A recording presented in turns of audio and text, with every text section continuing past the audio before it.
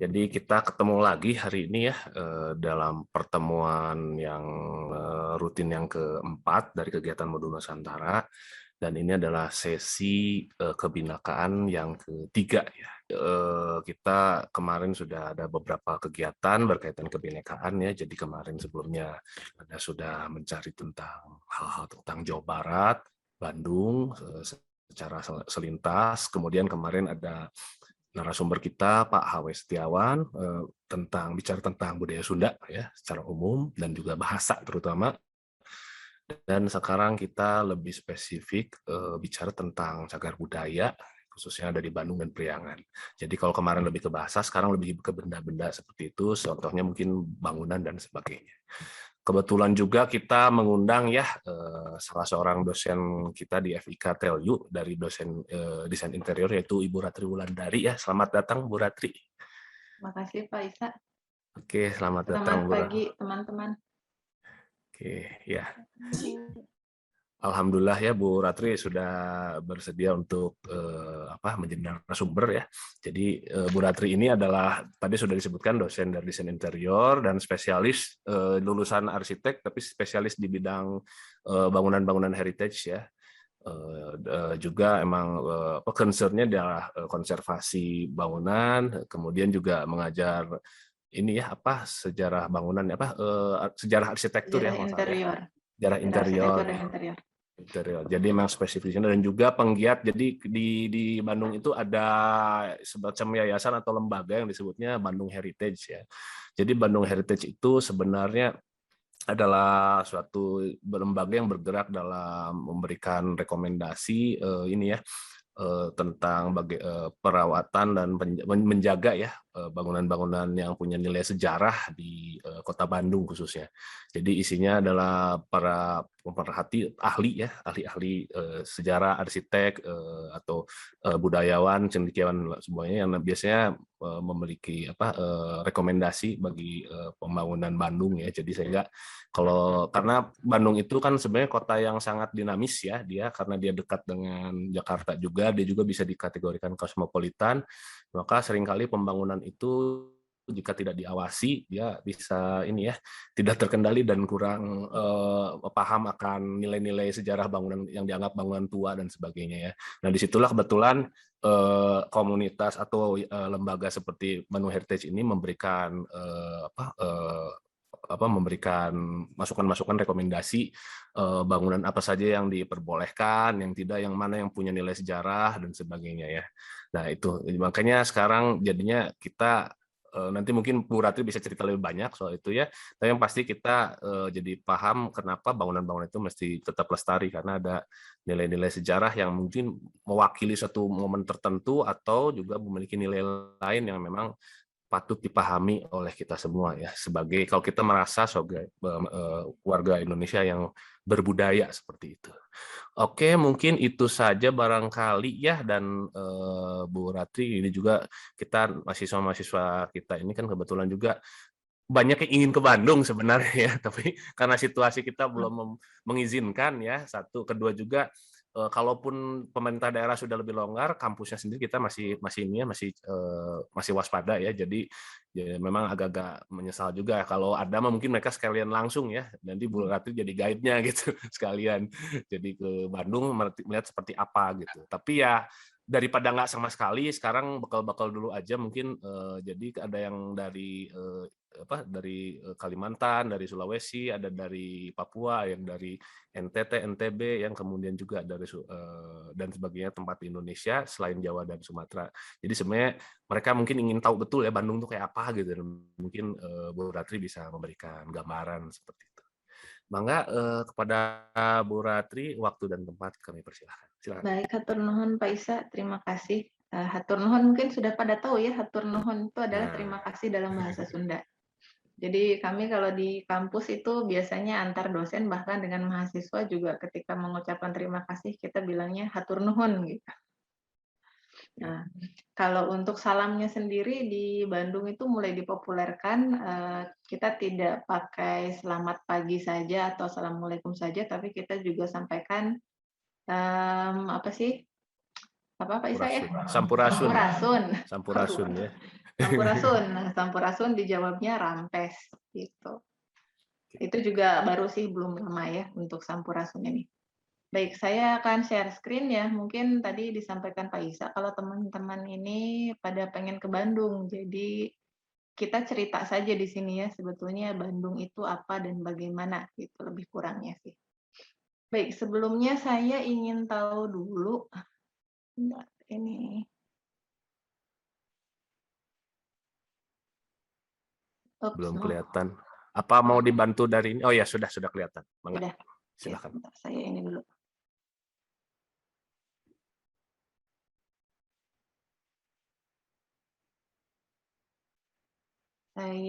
Kok di saya nggak muncul ini ya? Di saya juga nggak bergerak slide-nya. Transport Bu ya, betul? Iya, transport. Oke. Itu History. transport belakang. Oke, salah. Oke, history ini Kita oke ke udah gerak. depan dulu ya. Oke. Oke. Nah, tapi kok saya tidak bisa melihat teman-teman ini ya, saya nggak bisa baca Nggak apa-apa, chat nggak apa-apa room-nya. Bu. Saya juga kalau presentasi gitu, tenang aja. Oke. Mungkin bisa dibantu dengan unmute kalau gitu ya. Saya ingin tahu dulu sebetulnya Bandung menurut teman-teman itu apa atau bagaimana gitu image-nya. Saya pengen tahu dulu sebetulnya. Bandung itu apa atau bagaimana gitu. Mungkin pernah mendengar Bandung gitu. Teringat Bandung tuh ketika misalnya dipelajari di mata pelajaran sejarah atau apa gitu. Coba saya ingin mendengar dulu dari kawan-kawan Bandung itu apa kira-kira. Mohon izin menjawab Ibu. Iya, Bu. silakan, terima kasih. Izin Bu.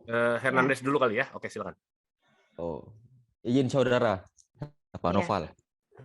Nah, jadi perkenalkan nama saya Hernandez Bu dari Fakultas Ilmu Sosial dan Ilmu Politik Universitas Tanjung Pura, Kota Pontianak, Kalimantan Barat. Salam kenal. Nah, salam kenal Bu. Nah, terkait Bandung memang dari pelajaran mata sejarah SD dikenal dengan Bandung Lautan Api, Bu. Bandung Lautan Api. Oke, Iya, Bu. terima Itu. kasih. Bandung Lautan Api ya. Secara geografis Bandung itu dikenal kota yang dingin, sejuk. Dingin. Iya. Jauh beda seperti di Kota Pontianak, Bu. Orang sini bilang Kota Pontianak panas mendekang, Bu. Panas mendekang. Iya, Bu. Aduh, terbayang. Panas. Saya ini sedang gerah juga pada. Gerah, Bu. Iya, Bu. Sekian dari saya. Terima kasih. Baik, terima kasih Noval. Ya, silahkan mungkin yang lain ada lagi. Oke, tadi Noval silahkan. Baik Ibu. Yang tadi Fernandes ya, ini ya, sekarang betul. Noval, maaf. Ya. Baik, terima kasih atas kesempatan yang telah diberikan. Jadi menurut saya Bandung itu suatu daerah yang bisa dikatakan sejuk dan mungkin orang-orangnya juga ramah. Karena di Jakarta kan juga saya ada tetangga juga orang Bandung seperti itu. Kemudian dari segi tempat juga tempatnya itu banyak memiliki objek-objek wisata. Tapi yang paling saya ikon utamanya itu menurut saya Gedung Sate mungkin Ibu. Gedung Sate. Oke, Gedung Sate. Kemudian tadi orang-orangnya ramah ya. Baik, terima kasih. Ada lagi? Satu lagi deh. Satu lagi, silakan.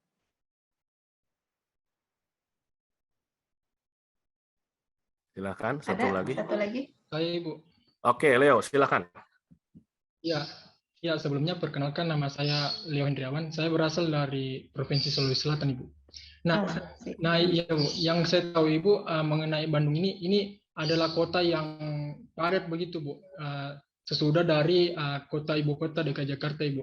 Dan juga yang saya tahu bahwa Bandung ini dihuni oleh suku Sunda Ibu. Mungkin kira-kira begitu Ibu. Baik, terima kasih. Suku Sunda, kemudian kota padat ya. Kalau padat saya setuju, padat sekali. Bandung padat sekali.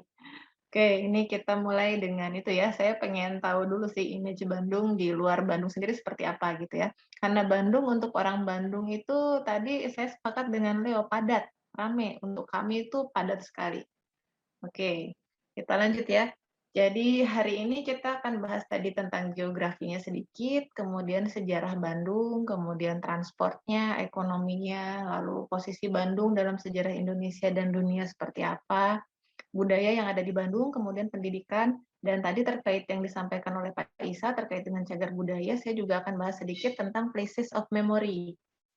Atau kalau dalam bahasa Perancis ya, ada seorang filsuf Perancis yang menelurkan ide ini, konsep ini, namanya Pierre Nora, dia menyebutnya lieu de mémoire.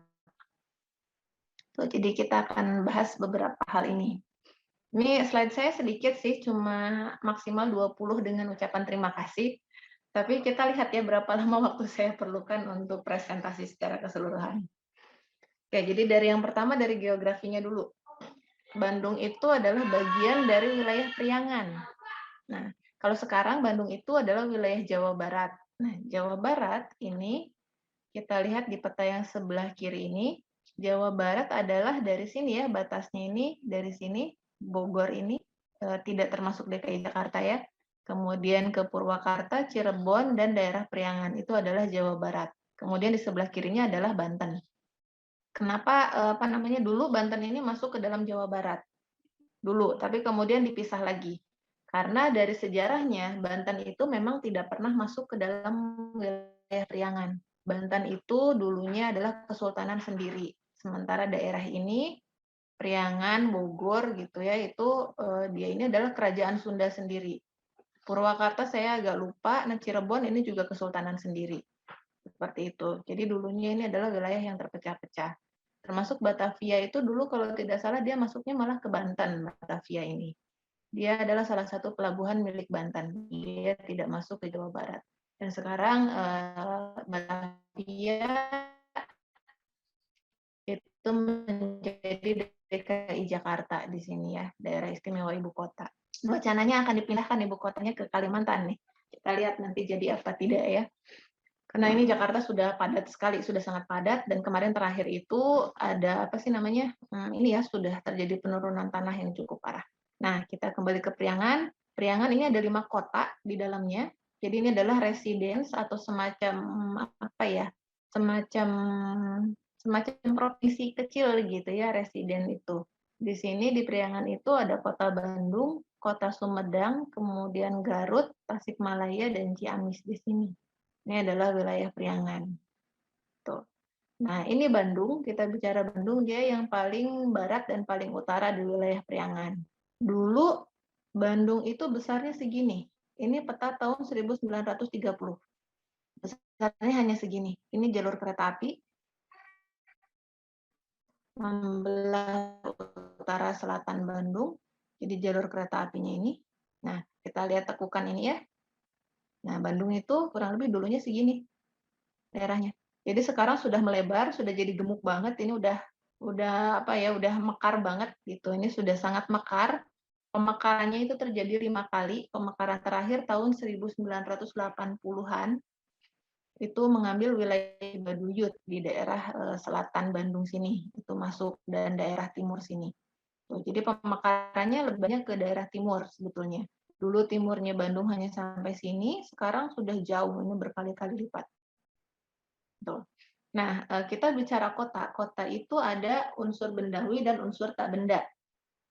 Kalau dalam bahasa Inggris istilahnya itu ada unsur tangible dan unsur intangible. Jadi ketika kita bicara kota ya tidak hanya Bandung, semua kota di seluruh dunia, termasuk kota tempat kalian tinggal, itu pasti akan ada unsur bendawinya. Di sini kita bicaranya bangunan, infrastruktur gitu, termasuk di dalamnya itu ada jalan, jembatan, kemudian rel kereta api gitu ya kalau ada, kemudian apalagi fasilitas-fasilitas umum dan lain-lainnya. Kemudian ada unsur tak benda. Di sini unsur tak benda ini terkait dengan masyarakatnya, di mana di situ ditandai dengan kegiatan dan peristiwa yang terjadi. Beberapa peristiwa ada yang cukup besar sehingga menjadi sejarah, ada peristiwa-peristiwa lain yang sifatnya itu lebih komunal atau lebih memasyarakat, dan dia hanya menjadi kisah kota gitu. Mungkin tidak sejarah banget, tapi menjadi bagian dari legenda kota atau cerita kota. Nah, ini tadi kata siapa tadi ya? Fernandes ya, yang mengatakan Bandung dingin gitu ya secara geografi.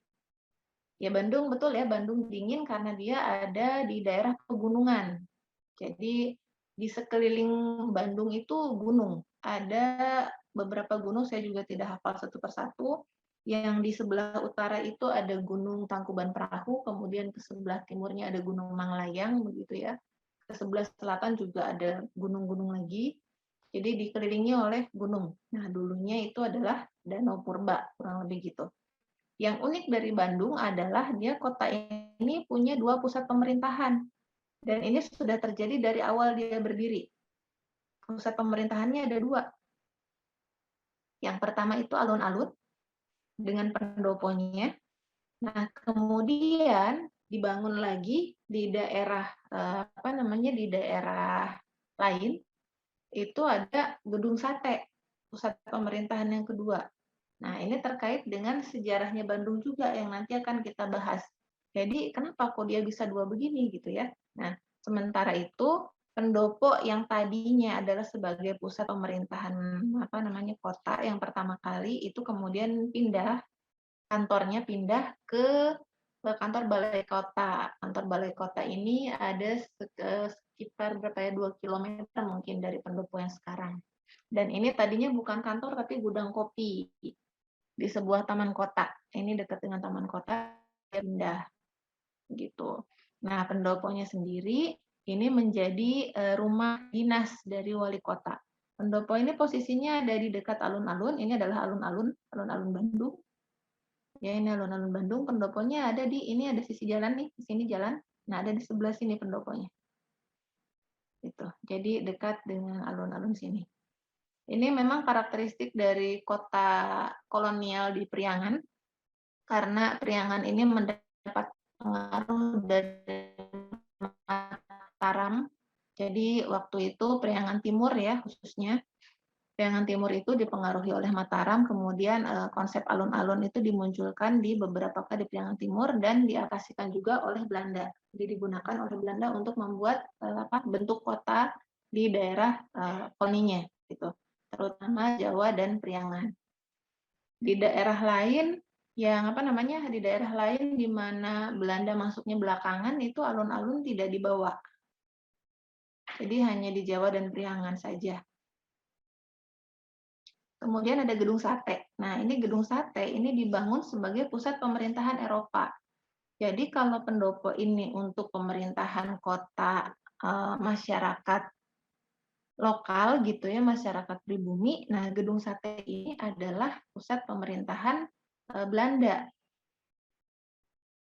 Seperti itu. Jadi ada 2 pusat pemerintahan. Yang sekarang Gedung Sate ini digunakan sebagai kantor gubernur ya, kantor gubernur Jawa Barat. Jadi kita ada dua center. Nah, kemudian dari sejarahnya, sejarah awalnya ini sejarahnya bertolak ke sekian ribu tahun ke belakang ya, kurang lebih 10.000 tahun ke belakang. Jadi 10.000 tahun ke belakang itu ada erupsi Tangkuban Perahu. Nah, Tangkuban Perahu itu ada di sini, ada di sebelah utara, ya, sebelah utara kota Bandung. Manglayang ada di sebelah sana, di sebelah baratnya. Ya. Tangkuban Perahu ini meletus, kemudian dia meninggalkan kawah besar, ya, di belakangnya kawah besar, kaldera. Dan dari kota Bandung, dia bentuknya itu seperti perahu terbalik. Tapi kalau kita lihat dari sisi sebaliknya itu tidak kelihatan seperti perahu terbalik. Hanya dari Bandung. Nah, ini melahirkan legenda lokal. Legenda lokalnya di sini ada nih, ada yang bisa menyebutkan legenda lokalnya apa? Atau mungkin pernah mendengar? Sangkuriang. Sangkuriang. Oke, Sangkuriang ya, ada gambarnya nih. Jadi kisahnya itu melahirkan cerita Sangkuriang. Legenda Tangkuban Perahu ini. Kemudian ada artefak-artefaknya. Artefak itu kurang lebih objek-objek ya atau benda-benda yang menjadi jejak budaya gitu. Itu kita sebut artefak. Jadi tidak melulu arkeologi. Nah, di Museum Geologi itu ada jejak peradaban masa lalu di sekitaran Danau Purba Bandung. Ada ada tulang belulang gitu ya. Kemudian ada gerabah, ada apalagi kerang-kerangan, kemudian moluska dan lain-lain bisa teman-teman lihat di Museum Geologi Bandung. Di situ ada T-Rex ya, ada patung T-Rex besar, tulang T-Rex dan juga tulang mastodon di situ yang besarnya. Yang kecil-kecilnya ada tulang-tulang apa namanya binatang sejenis kerbau gitu ya, binatang-binatang purba itu ada banyak sekali. Jadi sebetulnya ini lebih enak ya kalau kita jalan-jalan langsung sebenarnya. Tapi karena masih pandemi ya Pak boleh buat kita virtual dulu. Masuk ke sini juga ini bayarnya tidak mahal ya, hanya 10.000 kalau tidak salah masuk sini. Ini ada 2 lantai, lantai bawah dan lantai atas. Yang lantai bawah sebelah sini itu khusus terkait dengan apa namanya ini ya hewan-hewan dan tumbuhan. Kalau di sini batu-batuan. Nah yang di atas lebih ke peradaban, perkembangan peradaban manusia. Tuh di sini. Nah balik lagi ke Tangkuban Perahu, jadi legenda Sangkuriang ini kan ceritanya ada seorang putri, dia kemudian mengasingkan diri ke hutan, dia bertemu dengan sosok yang apa sih di sini disimbolkan sebagai seekor anjing ya. Tapi kita tidak tahu sebetulnya sosok itu apakah jelmaan dari dewa atau apa gitu ya, kemudian dia menjelmanya sebagai seekor anjing gitu sehari-harinya. Nah, kemudian di putri dan sosok ini mempunyai seorang anak laki-laki, namanya Sangkuriang. Nah, anak laki-laki ini apa namanya dia tidak tahu bahwa sosok anjing ini adalah ayahnya gitu. Satu kali ketika si anak sedang berburu, dia tidak mendapatkan buruan hari itu. Kemudian apa namanya untuk memenuhi pesanan ibunya dia membunuh anjingnya, kemudian mengambil hati anjing itu untuk diberikan kepada ibunya. Nah, ibunya marah ketika tahu bahwa anak ini membunuh anjing itu. Kemudian si ibu memukul anaknya diusir, pergi. Nah, bertahun-tahun kemudian mereka bertemu kembali. Ceritanya si ibu awet muda. Terus anaknya sudah jadi pemuda gitu ya. Nah, si anak ini ketemu dengan ibu ini, itu dia kan masih sosok putri, dia suka gitu dengan ibunya sendiri. Dia jatuh cinta sama ibunya sendiri, tapi kemudian ibunya tahu bahwa ini adalah anaknya yang dulu menghilang, kemudian memberikan syarat kalau dia ingin menikahi si putri ya. Nah, syaratnya itu adalah membuat danau dan perahunya. Itu ya singkat cerita akhirnya ada sedikit trik-trik dari putri ini ya supaya tidak jadi menikah dengan anaknya sendiri. Nah, Sangkuriang marah karena dia tidak berhasil memenuhi permintaan sang putri tadi. Kemudian dengan kemarahan dia menendang perahu ini sampai terbang jauh dan jatuh tertelungkup. Jadi Tangkuban Perahu ini kurang lebih begitu dongengnya. Nah, di apa namanya? Di sekitaran Bandung ini ada nama-nama daerah yang terkait dengan cerita tadi. Jadi misalnya di sebelah barat ini ada wilayah namanya Bukit Tunggul. Sekarang menjadi Bukit Unggul. Bukit Tunggul itu sisa ini, sisa apa? Sisa pohon, sisa batang pohon dengan akarnya yang sudah ditebang gitu. Itu Tunggul. Nah, di situ ada Bukit Tunggul, kemudian ada pasir apa gitu ya. Pokoknya di situ ada banyak sekali nama-nama tempat yang terkait dengan legenda Sangkuriang ini. Ada tempat pawonnya putri gitu, kemudian ada apa lagi sih? Ada nama-nama objek benda lah yang terkait dengan kisah ini. Oke, itu tadi Sangkuriang ya. Nah, kemudian pada abad ke-17 wilayah Priangan ini dia di bawah pengaruh Mataram dipimpin oleh Dipati Ukur. Seorang dipati yang kemudian diberi nama sesuai nama wilayahnya. Wilayahnya itu kebetulan wilayah Priangan ini dinamainya Tatar Ukur, sehingga dipatinya diberi nama Dipati Ukur. Gitu. Nah, setelah Mataram kemudian apa namanya Mataramnya pergi ya karena koloni Belanda masuk, wilayah ini menjadi wilayah Priangan.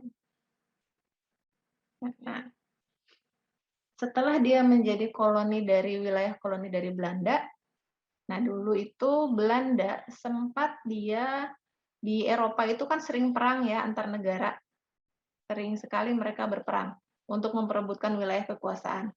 Nah, di tahun 1800-an, akhir tahun 1700, Belanda berperang dengan Prancis dan kalah di Waterloo. Prancis menang di Waterloo itu. Nah, karena Belanda kalah, akhirnya kerajaan Belanda menjadi koloninya Prancis. Seperti itu. Karena Belanda menjadi koloni Prancis, otomatis daerah Hindia Belanda yang dikuasai oleh Belanda, nih daerah koloninya di sini ya, di Pulau Jawa dan sekitar Nusantara, itu kemudian menjadi koloninya Prancis. Prancis ini dia musuhan sama Inggris. Lucunya musuhannya itu sebenarnya sampai sekarang. Tapi secara ini ya, folklore gitu. Secara cerita masyarakat, itu mereka masih musuhan lah, lebih kurang. Nah, ini mereka musuhan sama Inggris, kemudian Inggris juga kan di sini punya wilayah kekuasaan ya. Dia Inggris itu ada di Australia, kemudian di Malaysia, di Singapura gitu.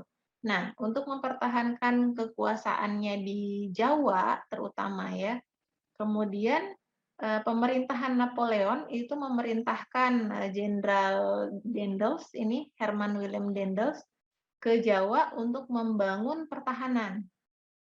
Nah, kemudian Daendels datang ke Jawa, dia ke Jawa hanya 3 tahun ya, dari 1808 hingga 1811.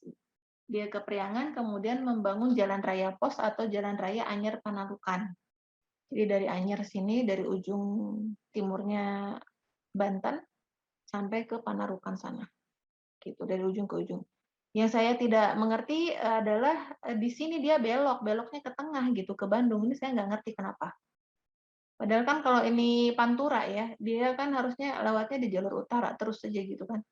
Tapi tidak, di sini, di daerah Priangan dia turun ke sini. Ini saya nggak tahu kenapa. Belum menemukan jawaban, belum menemukan datanya gitu.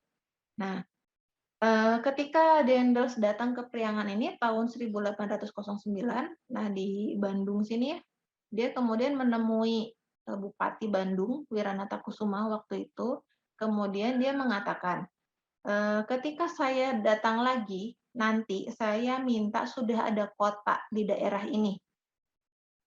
Gitu, karena waktu itu Bandung masih berupa, ini hanya desa-desa kecil gitu, kumpulan-kumpulan desa kecil di situ.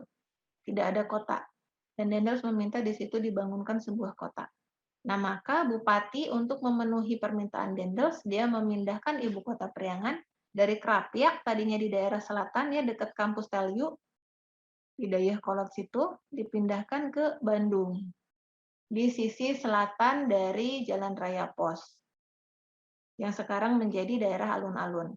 Di situ adalah titik nolnya Bandung. Jadi kalau nanti teman-teman sempat ke Bandung ya, kita bisa tur sebetulnya. Tur dari mulai titik nolnya Bandung di sini. Di daerah alun-alun itu, di Jalan Raya Pos. Nah, sekarang kita masuk ke sejarah lainnya. Setelah Daendels masuk, jadi penguasaan Prancis atas Belanda itu hanya sebentar, hanya beberapa tahun. Nah, setelah Belanda kembali menguasai daerahnya, kerajaannya gitu ya, kembali kekuasaannya, otomatis di Jawa juga kembali. Nah, kemudian Belanda mulai mengembalikan perekonomian Hindia Belanda waktu itu akibat dari perang ya, dia berusaha mengembalikan. Nah, sebelum dikuasai oleh Prancis, Belanda itu sudah melakukan industri perkebunan, dia sudah membuka industri perkebunan di daerah Jawa dan Priangan. Sebetulnya dia sudah mulai dari daerah Indonesia Timur, dari Pulau Run, dari ini ya rempah-rempah pala. Kemudian di Ternate gitu, dia banyak sekali membuka perkebunan rempah-rempah. Nah, untuk di daerah Jawa, dia menempatkan 3 macam produk perkebunan. Di situ ada teh, kopi, kina, dan gula untuk di daerah Jawa Tengah.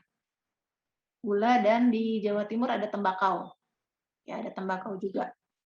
Nah, kalau di daerah Priangan, yang banyak ditemukan adalah teh, kopi, dan kina. Itu ciri khasnya Priangan. Tahun 1711, ini awal abad ke-18, ya, dimulailah ekspor kopi Priangan pertama ke Eropa. Ini langsung hits nih kopinya Priangan waktu itu. Jadi dia berhasil menggeser kopi Yaman waktu itu. Waktu itu di Eropa terkenal kopi itu dari Yaman. Nah, ketika masuk kopi Priangan ternyata disukai. laku keras di sana. Gitu ya. Nah, akhirnya abad ke-19 ya, tahun 1830 sampai 1870 dimulailah hukum agraria tanam paksa atau kultur stelsel di seluruh wilayah Hindia Belanda. Jadi ada komoditi-komoditi utama yang diwajibkan untuk ditanam gitu di daerah situ. Itu dimulai. Nah, uniknya si Belanda ini sebelum dia menentukan tanaman apa saja yang harus ditanam dan di daerah mana, dia tuh riset dulu. Dia melakukan berbagai penelitian. Jadi di setiap daerah perkebunan itu pasti ada tempat riset. Jadi ada laboratorium. Itu uniknya. Nah, ini ada beberapa gambar ya. Gambar atas ini adalah pabrik kina di Bukit Unggul di daerah Bandung Utara, daerah Lembang, agak ke barat sedikit. Ini ya kalian harus ke sini sih ya untuk melihat ini. Ini daerahnya enak, sejuk ya, dan dia dekat dari kota Bandung. Ini perkebunan kina yang masih ada dan masih beroperasi. Ini pabriknya masih beroperasi juga, masih ada. Dia hanya menerima pesanan saja, jadi by order gitu ya. Kita PO sistemnya sekarang untuk kina ini, karena sudah ada kina sintetis. Nah, kemudian ini ada foto background ya. Foto background ini adalah akibat dari lahirnya perkebunan-perkebunan di Priangan. Jadi karena produknya sudah mulai banyak, kemudian mereka membutuhkan membutuhkan mobilisasi gitu. Dibangunlah kemudian rel kereta api. Nah, ini adalah stasiun kereta api. Ini stasiun Bandung pertama kali ketika dia awal dibuka. Yang belakang ini yang di background. Nah, yang ini adalah situasi stasiun Bandung sekarang setelah direnovasi. Jadi kalau dari gaya arsitektur, ini masih gaya arsitektur romantis ya. Romantisisme, yang di sini sudah Art Deco. Gitu. Jadi ini dibangun di abad ke-19 awal, abad ke-19 ya, yang ini di abad ke-20. Tuh. Nah, sekarang sedikit trivia. Trivia. Ini kalian lihat ya, ada logo Java. Java itu kan bahasa pemrograman ya. Mungkin ada yang dari IT dari sini, ada nggak ya? Saya kurang tahu. Cuma mungkin kalian pernah melihat logo ini. Logo bahasa pemrograman Java. Nah, kenapa bahasa pemrograman Java ini dinamai Java dan logonya adalah cangkir kopi yang ngebul begini? Silahkan menebak. Karena kopi yang tadi, Bu. Karena kopi yang tadi. Oke. Ada lagi?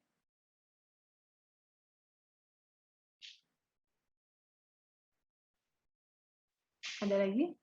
Boleh sambil browsing.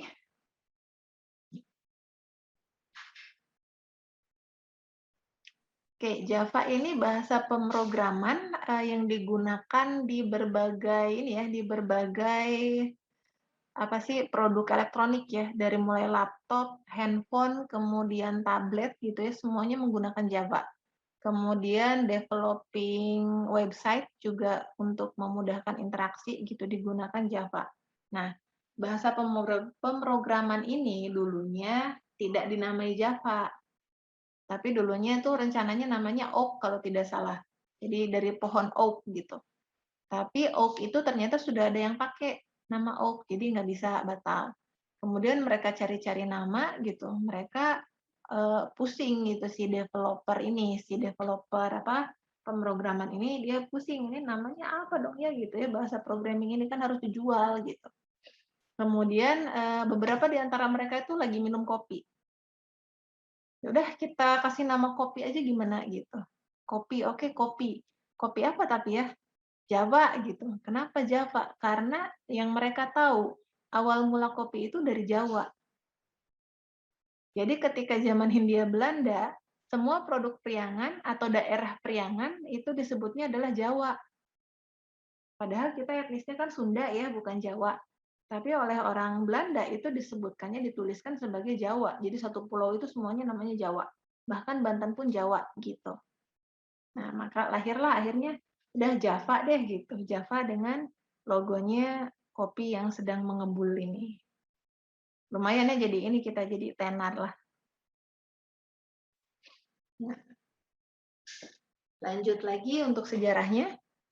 Nah, tahun 1880 sampai 1940 ini adalah pembangunan paling pesat di Kota Bandung. Jadi paling kencang nih. Karena industri perkebunan sedang marak-maraknya gitu ya, sedang naik-naiknya. Banyak orang kaya lahir di situ. Hindia Belanda tuh benar-benar kaya dari perkebunan di tahun itu. Nah, ini untuk Kota Bandung, bagian utara itu ya, terutama dibangun dengan sangat gila-gilaan lah pembangunannya. Nah, karena Kota Bandung ini tadi iklimnya sejuk, ya sejuk. Kemudian dia ada di daerah pegunungan, view-nya kemana-mana bagus gitu. Ini menjadi tempat favorit untuk liburan orang Eropa akhirnya. Dan beberapa memutuskan untuk tinggal gitu. Jadi di Bandung ini jadi semacam kota baru yang kemudian di situ dibangun banyak villa.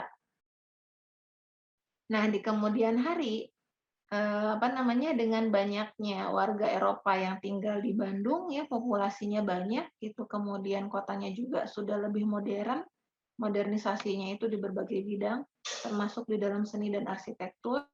Kemudian pemerintah Hindia Belanda mempunyai rencana untuk memindahkan ibu kota Hindia Belanda ke Bandung. Nah, ada yang bisa ngasih tahu nggak nih? Ada yang bisa jawab nggak? Ini pemindahan ibu kotanya dari mana nih? Ibu kota Hindia Belanda akan pindah ke Bandung. Dari mana nih?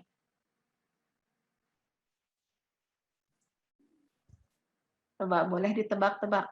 Kira-kira dari mana ya? Silakan menebak. Tadinya ibu kotanya sebelum mau di Bandung dari mana dulu nih Hindia Belanda? Silakan. Dari Batavia, Bu. Dari Batavia, betul. Dari Batavia ya, dari Batavia akan dipindahkan ke Bandung. Nah, kenapa mau pindah?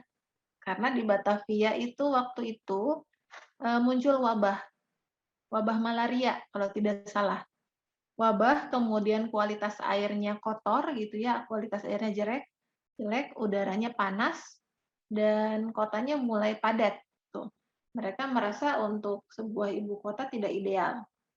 Kemudian ketika mereka tahu ada Bandung, ya dengan pembangunannya yang sudah mulai pesat, akhirnya mereka berpikir, oke, kita pindahkan saja ke Bandung. Nah, disinilah melahirkan pusat pemerintahan yang kedua tadi yang kita bahas di awal. Jadi pusat pemerintahan yang pertama itu dibangun ketika Dendels datang ya, pemindahan dari Krapyak, ibu kota Priangan ke selatan Bandung, ke alun-alun. Nah, pusat yang kedua ini dibangun oleh pemerintah Hindia Belanda sebagai calon ibu kota Hindia Belanda. Nah, itu adalah wilayah Gedung Sate. Seperti itu.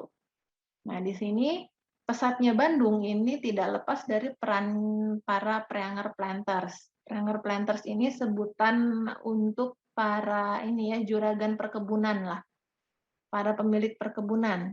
Jadi di masa kultur stelsel, pemerintah Hindia Belanda membuka peluang swastanisasi perkebunan. Jadi banyak swasta yang kemudian membuka perkebunan dan menjadi orang kaya. Nah, mereka ini banyak memberikan sumbangan kepada kota Bandung. Di antaranya di sini ada Karl Boscha. Boscha itu dia pemilik perkebunan teh di Malabar. Ya, dia kemudian menyumbangkan sebagian kekayaannya untuk membuat peneropongan bintang Boscha di Lembang. Ini sampai sekarang masih digunakan. Memang sekarang ada masalah karena Lembang sudah lebih terang ya daerahnya, kemudian kota Bandung juga makin padat dan makin terang. Ada polusi cahaya di situ. Sehingga kadang ketika sedang mengintip bintang di atas itu jadi kurang kelihatan gitu. Tapi ini sampai sekarang masih digunakan, terutama ketika bulan menentukan awal mula Ramadan dan Hari Raya Idul Fitri itu masih dipakai. Buat hilal, Bu ya? Iya, betul, buat hilal, Pak. Meskipun tadi dengan resiko itu polusi cahaya. Nah, kemudian ada pusat-pusat kebudayaan. Di sini ini ada Gedung Merdeka nih, pojokan sini.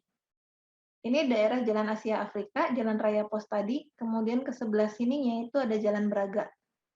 Jalan Asia Afrika sebagai koridor utama, kemudian ada Braga, ini daerah entertainment lah, pusat hiburan gitu untuk orang Eropa.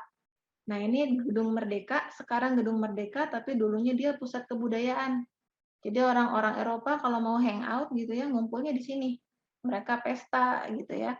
Kemudian berkumpul, ngobrol-ngobrol gitu ya, sekedar inilah bersosialisasi di sini. Ada acara rutinnya biasanya tiap weekend. Nah, kemudian ke sebelah sininya ada apalagi ada fasilitas bioskop di situ untuk orang Eropa.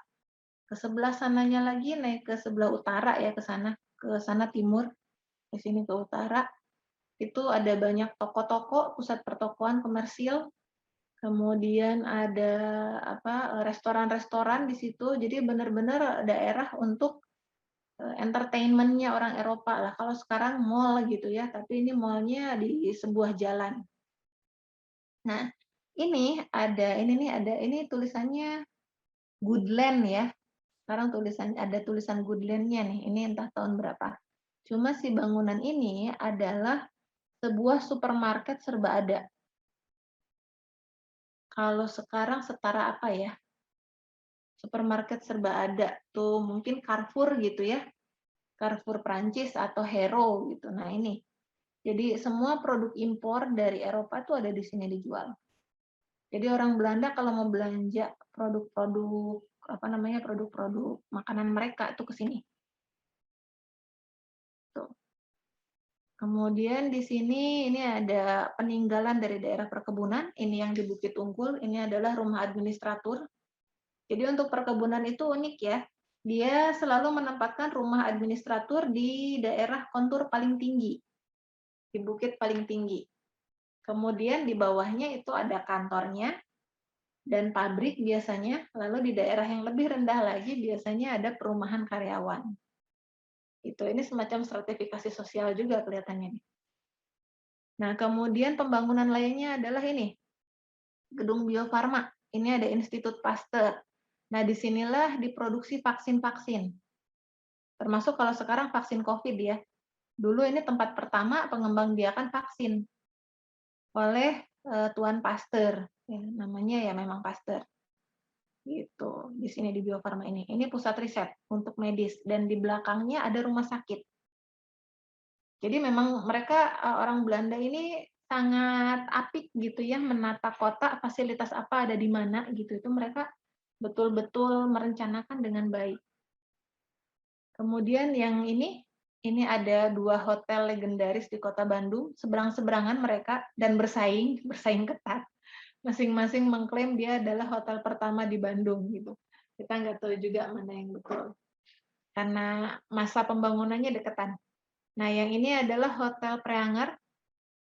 Hotel Preanger ini tempat menginapnya para pemilik perkebunan tadi kalau dia lagi jalan di Bandung. Di sini juga pernah kedatangan tamu-tamu internasional ternama, termasuk waktu peristiwa konferensi Asia Afrika.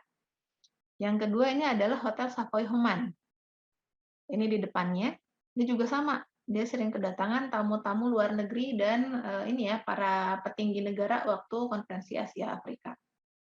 Dia stylenya agak beda di sini. Yang ini stylenya kalau kita bilang secara arsitektur ini adalah langgamnya Art Deco Industrial Streamline. Kalau yang ini Art Deco tapi dia arahnya ke Prairie Style Amerika Serikat. Kalau ini Eropa banget nih. Ini Amerika juga sih, tapi lebih ke streamlining yang di Eropa juga populer. Kalau ini Amerika banget. Nah, yang dua ini adalah peninggalan dari perkebunan Kina. Ini adalah pabrik Kina di dekat stasiun Bandung. Ini pabrik Kina, ini sekarang pabrik Kinanya. Ini zaman dulunya waktu awal dibangun. Nah, si pabrik Kina ini unik karena dia ternyata ini bukan milik pemerintah Hindia Belanda, tapi ini adalah hasil kongsian atau hasil korporasi ya, hasil kerjasama kolaborasi dari 15 pemilik perkebunan Kina. Jadi mereka semua bersepakat untuk membuat pabrik Kina ini di Kota Bandung. Di dalamnya ada laboratorium untuk penelitian Kina. Kemudian mereka juga punya CSR ya. Nah, si pabrik Kina ini di zaman-zaman Perang Dunia Pertama dia berhasil mengekspor ribuan ton kulit kina ya, pil kina ke luar negeri. Dan ini menjadi pabrik kina terbesar di dunia waktu itu. Jadi pabrik kina itu yang produksi akhirnya sampai berupa obat hanya 3 di Bandung, kemudian di Amsterdam, dan satu lagi di Utrecht di Belanda. Jadi hanya 3 itu. Dan yang paling besar produksinya itu di sini, di Bandung. Gitu. Nah, ini perkembangan ini berlangsung sampai menjelang Perang Dunia Kedua. Nah, setelah Perang Dunia Kedua ya semua stop ya. Stop, kemudian semua fokus pada ini konflik. Jadi sehingga tidak ada pembangunan, bahkan beberapa fasilitas rusak. Nah, kita masuk ke transportasi. Jadi dari perkebunan tadi itu kan dia butuh mobilisasi itu. Mobilisasinya tidak hanya untuk produk ya terutama, jadi dia memobilisasi produk perkebunan, makanya pabrik Kina tadi diposisikan di dekat stasiun kereta api supaya mudah mentransport produk mentah dan produk jadinya gitu ya. Kemudian supaya si kereta api ini juga bisa memobilisasi manusia. Tapi awalnya kereta api ini tidak diperuntukkan bagi manusia, tapi dia murni diperuntukkan untuk memindahkan produk perkebunan dan produk pertambangan dari satu kota ke kota lain. Baru belakangan dia kemudian dijadikan transportasi manusia. Nah, oleh karena itu di daerah Priangan stasiun kereta apinya itu kecil-kecil. Karena memang hanya untuk memindahkan barang gitu ceritanya. Jadi stasiunnya kecil-kecil. Nah, sekarang tidak muat lagi, tidak bisa karena udah ini ya untuk memindahkan orang butuh yang lebih besar. Nah, jalur pertama kereta api itu dibuka tahun 1884, dibuat 1884, itu dari Batavia ke Bandung, jalurnya lewat Cianjur, Sukabumi, Bogor, Batavia. Jalur yang ini nih kalau di peta yang bawah. Nah, jalur ini sekarang mati. Jadi baru dibuka kembali tapi hanya sampai Sukabumi. Ke Cianjurnya belum, jadi belum nyambung ke Bandung lagi. Baru sampai Sukabumi dari Jakarta. Tuh. Nah, ini lebih kelihatan nih di sini. Yang warna hitam ini. Ya, Sukabumi ini Cianjur kan, kemudian dia stasiun Bandung sini. Ini Padalarang, Bandung, ya, kemudian Kiara Condong. Tuh. Ke daerah kampus kita juga ada ya, ke Ciwidey dan ke Dayakolot. Dayakolot dan Ciwidey itu ada jalur kereta api, tapi sekarang jalurnya sudah penuh oleh rumah. Saya nggak tahu kalau mau dihidupkan harus ngegeser berapa rumah itu. Nah, kemudian yang ini tuh murni untuk transportasi perkebunan. Nah, ketika muncul wacana akan memindahkan ibu kota dari Batavia ke Bandung, kemudian mereka berpikir untuk membuka jalur kereta api baru. Yang ini jalur kereta apinya lebih ke pertahanan. Gitu. Jadi dari sini dia ambil jalur yang lain ke Kerawang, kemudian Cikampek, Purwakarta, Padalarang, dan Bandung. Jalur ini yang sekarang tetap hidup untuk jalur kereta api Bandung-Jakarta. Ini jalurnya lebih pendek, sedikit lebih pendek, kemudian dia melewati Cimahi di sini. Dia melewati Cimahi di sini ya sebelum Padalarang. Cimahi karena di sini ada garnisun, jadi ada pusat pemerintahan militer. Gudangnya ada di situ. Kemudian dia lewatkan di sini. Gitu. Jadi makanya kenapa ada 2 jalur menuju Bandung dari Jakarta. Karena 2 keperluan yang berbeda tadinya. Nah, ini adalah daerah ini ya, Piadek. Piadek ini dekat stasiun kereta api ada di sana. Nah, di jalan sebelah sini nih, sebelah kanan ini kan jalannya ke sana. Jalan ke sana, ini stasiun kereta api sebelah sini ya. Salah tadi. Stasiun kereta api sebelah sini. Nah, di sekitar jalan itu tuh ada toko-toko kue ya, kalau kalian cari oleh-oleh ada di situ. Kemudian ada apa tempat-tempat kuliner lah biasanya. Banyak tempat kuliner. Nah, dari segi ekonomi di awal abad ke-18 itu kan ekonomi Priangan itu betul-betul murni dari perkebunan. Perkebunan semuanya itu perkebunan. Jadi dicampur ya, ada perkebunan teh, kopi, kemudian kina. Nah, itu artefaknya masih ada, perkebunannya masih ada. Yang hilang itu sekarang adalah kebun kina. Kina itu sudah hampir sama sekali hilang ya, kina. Dan kemudian di daerah Sukabumi ada satu lagi perkebunan guta perca atau getah perca. Itu juga sudah hilang. Hanya tersisa pembibitannya saja. Untuk getah percanya sendiri, kebunnya masih beroperasi hanya sedikit sekali. Diganti sawit sekarang. Yang getah perca ini unik. Jadi si getah perca itu karet, tapi karetnya diambil dari daunnya, bukan dari kulitnya. Jadi daunnya itu digiling, kemudian diperas, nah diberi proses kimia ya, kemudian dia menghasilkan getah yang getah sekali. Nah, getah perca ini karetnya, karet hasil getah perca itu digunakan untuk membalut kabel telekomunikasi transatlantik. Jadi kabel yang di antara di Laut Atlantik itu kan ada kabel bawah laut tuh. Nah, si kabelnya itu dibungkus oleh karet perca ini, guta perca. Nah, kemudian pada tahun 2013 di guta perca ini ditemukan di pantai-pantai barat Eropa. Jadi orang-orang yang di pantai waktu itu menemukan bongkahan-bongkahan gitu ya, bongkahan karet. Di situ ada tulisannya cipetir. Orang Belanda kemudian mencari tahu ini cipetir apa gitu ya. Ternyata itu adalah guta perca, karet guta perca yang terbawa arus. Selidik punya selidik, ternyata si karet ini dulunya ada dua spekulasi antara dia dibawa di dalam kapal Titanic yang tenggelam atau dibawa oleh kapal perang Jepang yang juga tenggelam. Gitu. Nah, baru sekian ratus tahun kemudian ya, ini hampir 100 tahun berarti. Baru 100 tahun kemudian dia terbawa ombak balik lagi ke pantai gitu, membangkitkan kembali legenda guta perca yang dari Sukabumi. Nah, secara kota di Bandung itu pembangunannya ini bertahap. Jadi di awalnya dimulai dengan pembangunan alun-alun oleh masyarakat pribumi ya, karena pemindahan dari Krapiak tadi kan oleh orang Sunda dalam hal ini. Nah, kemudian mulai masuk bangsa Eropa, dia membangun di daerah utara. Selain itu masuk juga etnis Tionghoa.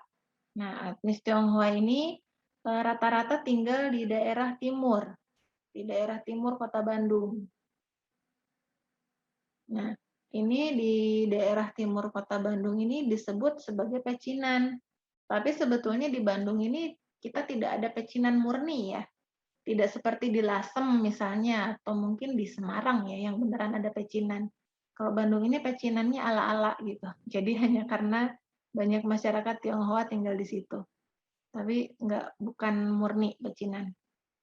Nah, di daerah pecinan situ ada pasar baru. Pasar baru itu adalah pasar yang dibangun untuk menggantikan pasar lama. Jadi pasar lamanya ada di dekat alun-alun. Kemudian tahun 1842 ada kerusuhan Munada. Munada ini orang etnis Tionghoa, Muslim, tapi kemudian dia tidak bekerja dengan baik gitu ya, dan malah memberontak. Dia membakar pasar. Nah, pasar barunya dibuat di lahan yang baru di daerah sekitaran pecinan itu. Nah, ini adalah pasar barunya yang dibangun belakangan. Ini situasi tahun 1930. Pasar barunya seperti ini. Kemudian ini pasar baru hari ini. Pasar barunya ini. Jadi mall besar tinggi banget gitu ya, tapi ini bukan mall sih, kayak pasar Tanah Abang lah kalau di Jakarta. Di sini, ini diperbesar, direnovasi 2 kali ya. Ini adalah hasil renovasi yang kedua. Diperbesar gede banget, gitu. Jadi sangat luas. Nah, kemudian perekonomiannya selain dari pasar baru ini ya, di pasar baru ini dia ada keunikan juga di wilayah ini, di kawasan ini, ada pembagian wilayah penjualan produk. Jadi orang Bandung itu kalau yang sudah terbiasa belanja ke daerah sini, mereka akan tahu misalnya kalau di pasar baru itu untuk belanja kain dan pakaian jadi. Kemudian kita masuk ke sebelah ini arah mana ya, utara sana. Ini berarti ke barat itu ada daerah Suniaraja dan Jalan ABC. Suniaraja itu tempat jual beli material. Kemudian Jalan ABC itu untuk beli elektronik. Kemudian ke sebelah sana belakang ada Tamim ya.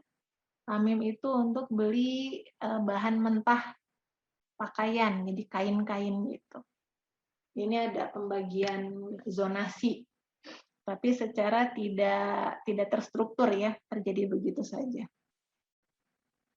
Nah, di sini juga ada Jalan ABC tadi saya sebut ya. Jalan ABC itu adalah singkatan. Singkatan dari apa ya? A-nya itu A-nya apa ya, lupa. B-nya Bumi Putra, C-nya Cina. A-nya Arab. A-nya Arab, Bumi Putra, dan Cina. Jalan ABC gitu. Jadi di situ pedagang-pedagangnya dari 3 etnis itu. Nah, kemudian di daerah selatan, waktu itu daerah selatan belum masuk wilayah kota Bandung ya, tapi masuk wilayah Bandung Raya. Tahun 1920 muncullah industri sepatu kulit Cibaduyut. Nah, itu juga lumayan melegenda tuh. Tahun 90-an dia sempat ekspornya besar-besaran ke luar negeri. Tahun 2000-an agak melempem. Sekarang itu mulai menggeliat lagi, tapi masih belum tidak seperti sebelumnya gitu. Nah, tahun 35 si pasar baru yang ini itu diberi predikat pasar paling bersih dan paling teratur sehindia Belanda.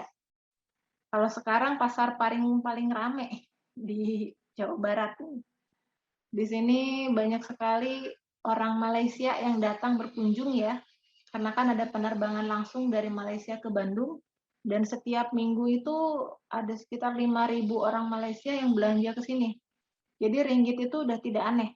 Jual beli di sini pakai ringgit itu udah bisa. Gitu. Nah, tahun 70-an di sini muncul di Jalan Braga muncul pelukis-pelukis. Jadi lukisan-lukisan ini mulai muncul. Di sini pengrajinnya ternyata berasal dari Bandung Selatan, dekat kampus Telkom juga. Dari daerah Cilekom. Di situ. Nah, ini adalah daerah Cibaduyut nih. Cibaduyut itu satu ruas jalan panjangnya sekitar 2 km kalau tidak salah ya. 2 km di sini, dan ini adalah isinya pengusaha sepatu semua. Sepatu kulit. Kalau sekarang pengusaha aslinya sudah minim. Jadi mereka banyak ngambil dari luar nih, dipajang di situ. Tapi sudah tidak asli Cibaduyut. Nah, berikutnya kita masuk ke dalam Bandung dalam sejarah Indonesia dan dunia. Jadi Bandung itu, dan tidak hanya Bandung saya kira ya, semua kota di Indonesia punya peran dalam perkembangan sejarah Indonesia. Dan mungkin juga, hanya karena kita belum tahu saja, kota itu juga punya peran dalam perkembangan sejarah dunia.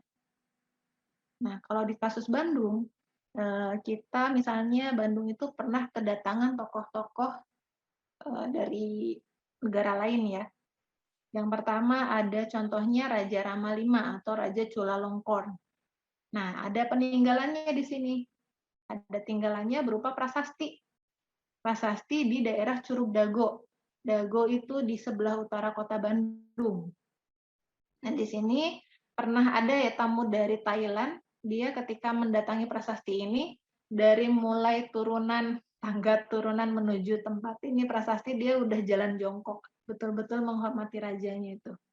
Nah, kemudian kita juga kedatangan misalnya aktor Charlie Chaplin, itu dia menginap di Hotel Preanger tuh pernah. Kemudian penerbang perempuan ya, Emily Earhart, orang Inggris yang menghilang di mana ya, di lautan Pasifik apa Atlantik gitu di penerbangan Diculik terakhirnya. Jepang katanya, Bu. Diculik Jepang ya? Kayaknya. Nah, itu dia hilang kan. Dia sempat menginap juga di Hotel Preanger. Kemudian banyak tokoh-tokoh lain ya, terutama ketika konferensi Asia Afrika tuh. Banyak sekali. Nah, selain itu kita punya sekolah tunanetra pertama di Asia Tenggara. Ini nih yang di atas ini. Ini adalah sekolah tunanetra pertama se-Asia Tenggara. Dia dibangun 1913. Nah, ini juga punya cerita unik nih. Saya membaca di sekolah ini ternyata adalah hasil CSR para pemilik perkebunan. Nah, kita trivia lagi nih. Kira-kira pemilik perkebunan apa yang membuat CSR sekolah tunanetra ini? Apakah kopi, teh, atau kina? Ditebak-tebak, tapi mohon maaf nggak ada hadiahnya. Silakan. Hadiahnya biar saya ngasih, Bu, berupa poin. Silakan. Kalau mau menebak. Kira-kira pemilik perkebunan manakah yang membuat CSR membentuk sekolah tunanetra ini? Kopi, teh, atau kina?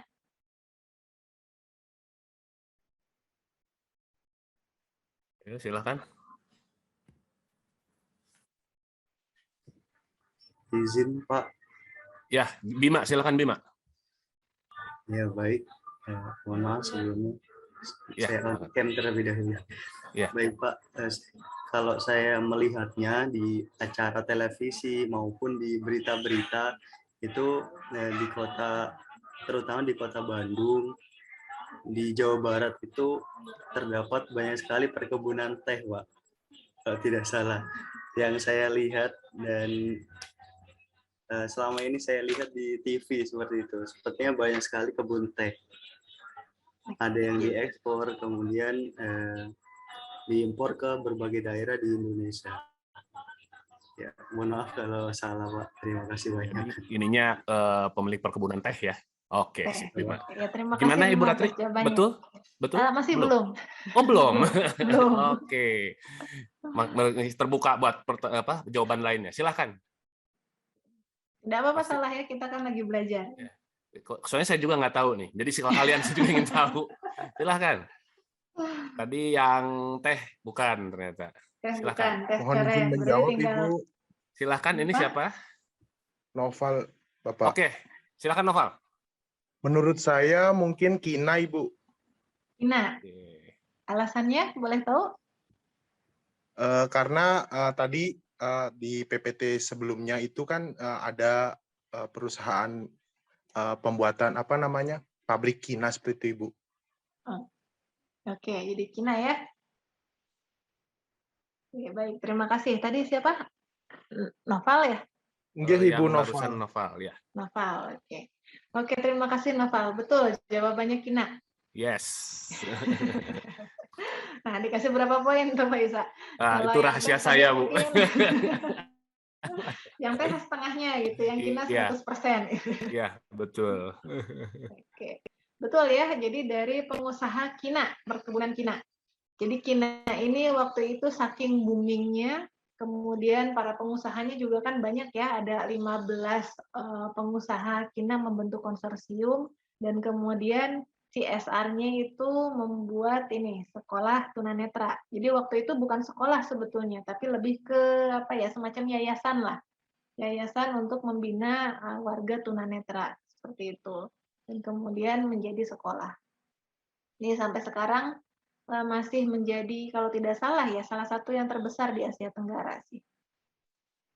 Gitu. Nah, kemudian ini ada gambar ketiga. Ini adalah Gedung Indonesia Menggugat. Ini dulu semacam gedung pengadilan ya. Di zaman Belanda ini adalah gedung pengadilan. Memang untuk mengadili mengadili kasus-kasus entah itu kriminalitas atau perdata gitu ya, dilakukan di situ. Nah, di sini Presiden Soekarno, dulu presiden pertama Indonesia, dia diadili oleh pemerintah Hindia Belanda di situ karena berbagai aksinya di kota Bandung juga. Jadi Soekarno ini di Bandung menggerakkan banyak sekali pemuda, kemudian membuat komunitas dan sering sekali melakukan pertemuan gitu ya, kemudian membuat tulisan-tulisan gitu sangat aktif. Nah, karena aksinya itu kemudian dia dipanggil oleh pemerintah Belanda, ditahan, kemudian disidang. Nah, dalam sidang itu Soekarno menyampaikan keberatannya gitu dan pembelaannya terhadap aksi-aksinya itu, bahwa aksi-aksinya adalah untuk mendukung human right ya. Human right itu hak asasi manusia atas kemerdekaannya gitu. Jadi dia menentang kolonisasi. Nah, pledoinya ini panjang banget, sangat panjang sehingga tidak selesai dalam satu hari. Pledoi ini pembelaannya ini dibacakan dalam 2 hari. Nah, ini tahun 30 ceritanya.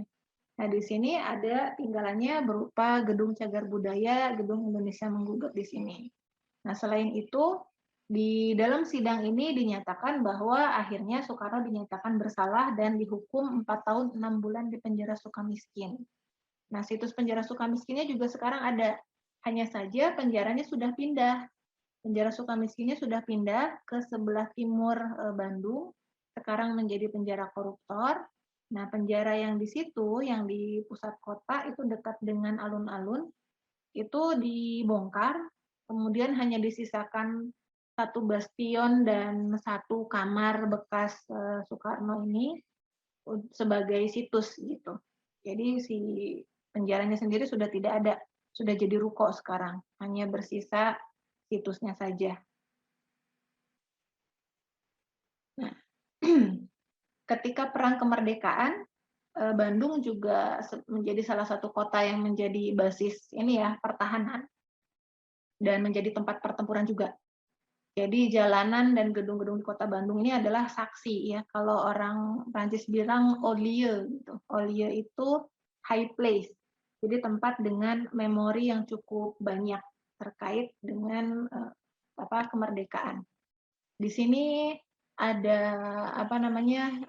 kisah-kisah yang bisa kita dengarkan atau bisa kita ambil gitu dari beberapa bangunan dan jalan di kota Bandung itu. Di antaranya ada Gedung Denis, ini Bank BJB ini nih di background. Di Gedung Denis ini ada kisah heroik yang mirip dengan kejadian di Surabaya. Jadi ada perobekan bendera Belanda. Dari merah putih biru jadi bendera merah putih gitu dikibarkan di situ.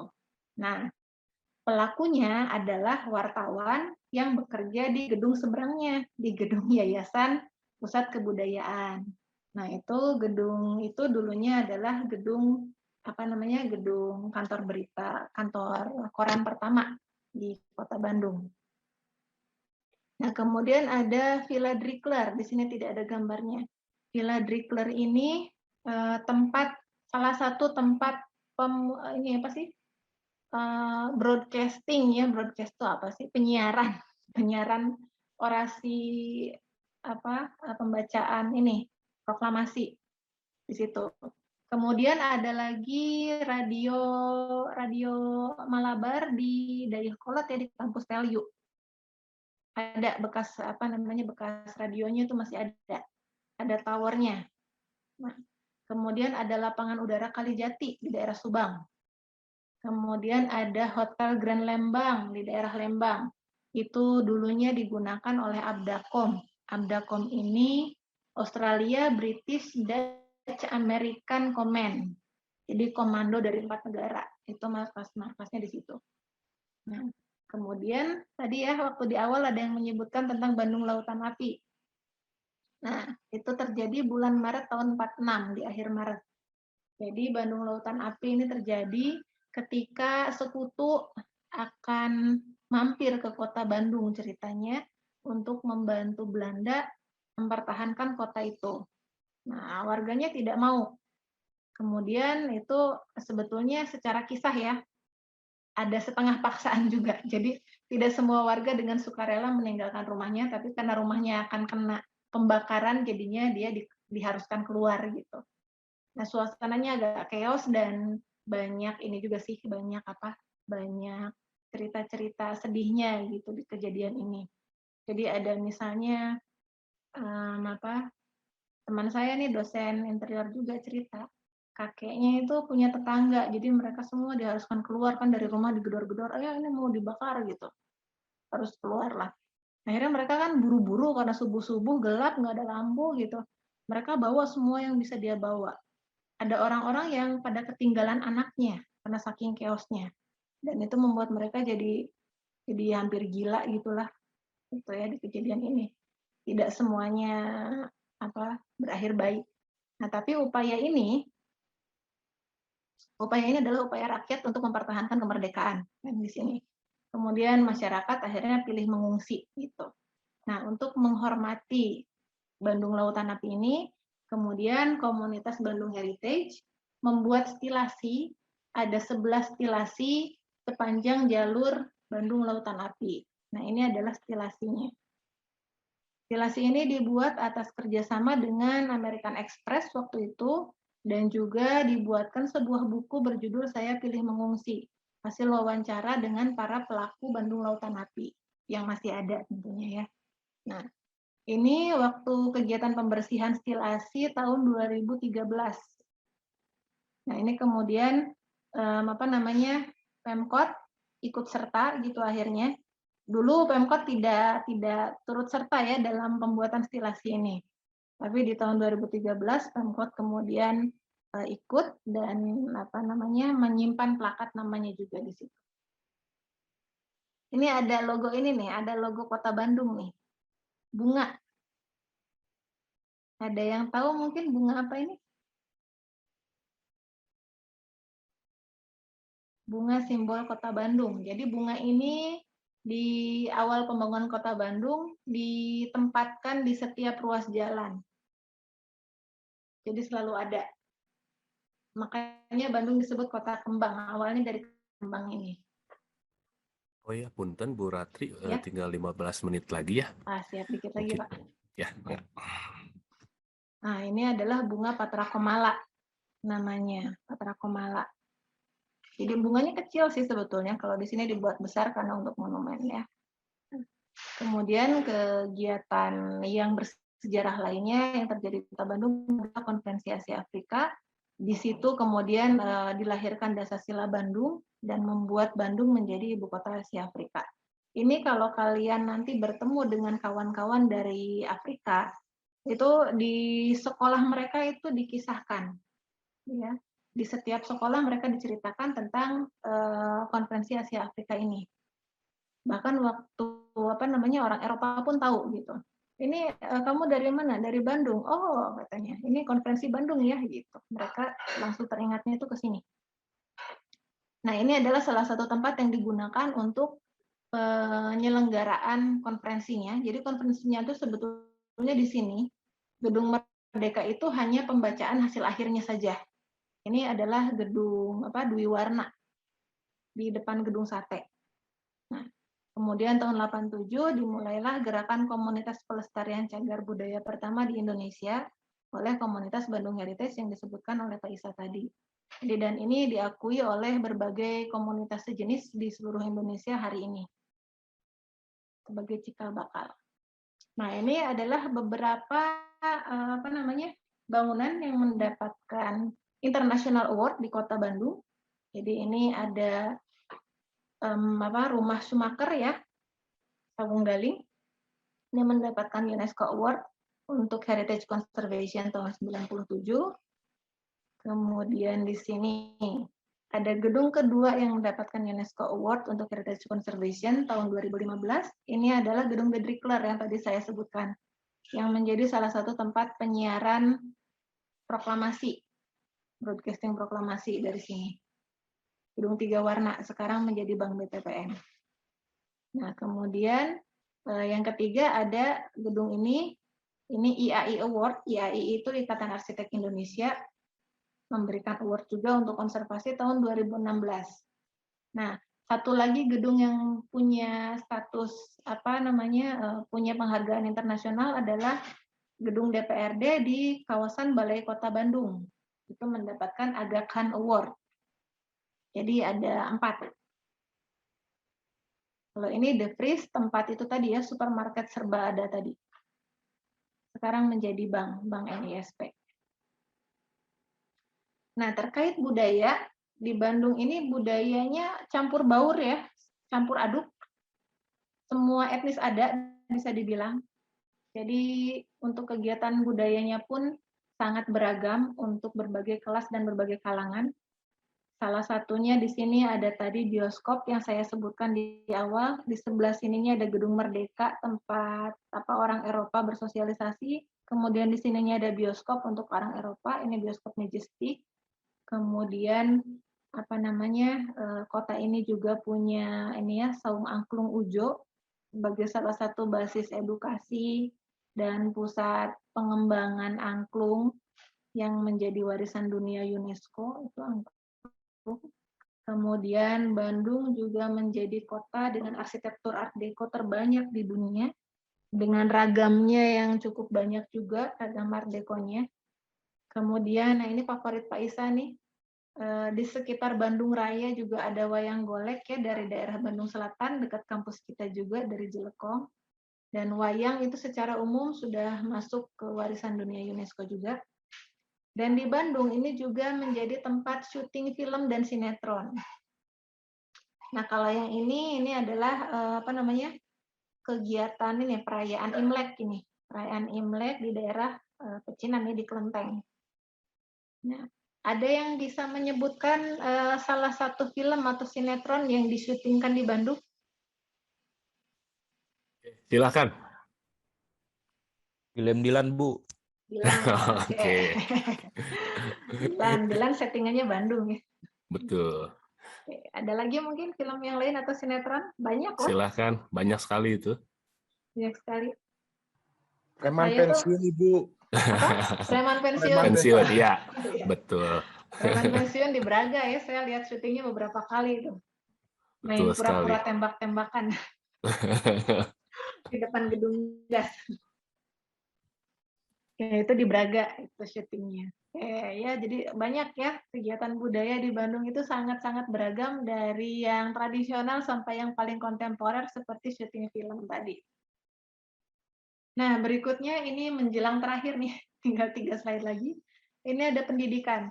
Bandung juga menjadi tempat banyak tokoh nasional mengenyam pendidikan dan berkarya. Ini foto yang bawah adalah Aula Barat Institut Teknologi Bandung ya. Di sini kita tahu banyak tokoh nasional yang lulusan dari sini, dari ITB ini. Kemudian yang di atas nih, ada yang bisa menebak yang di atas itu siapa tokohnya? Pasti Reza Rahardian, ini nggak salah lagi. Reza Rahardian.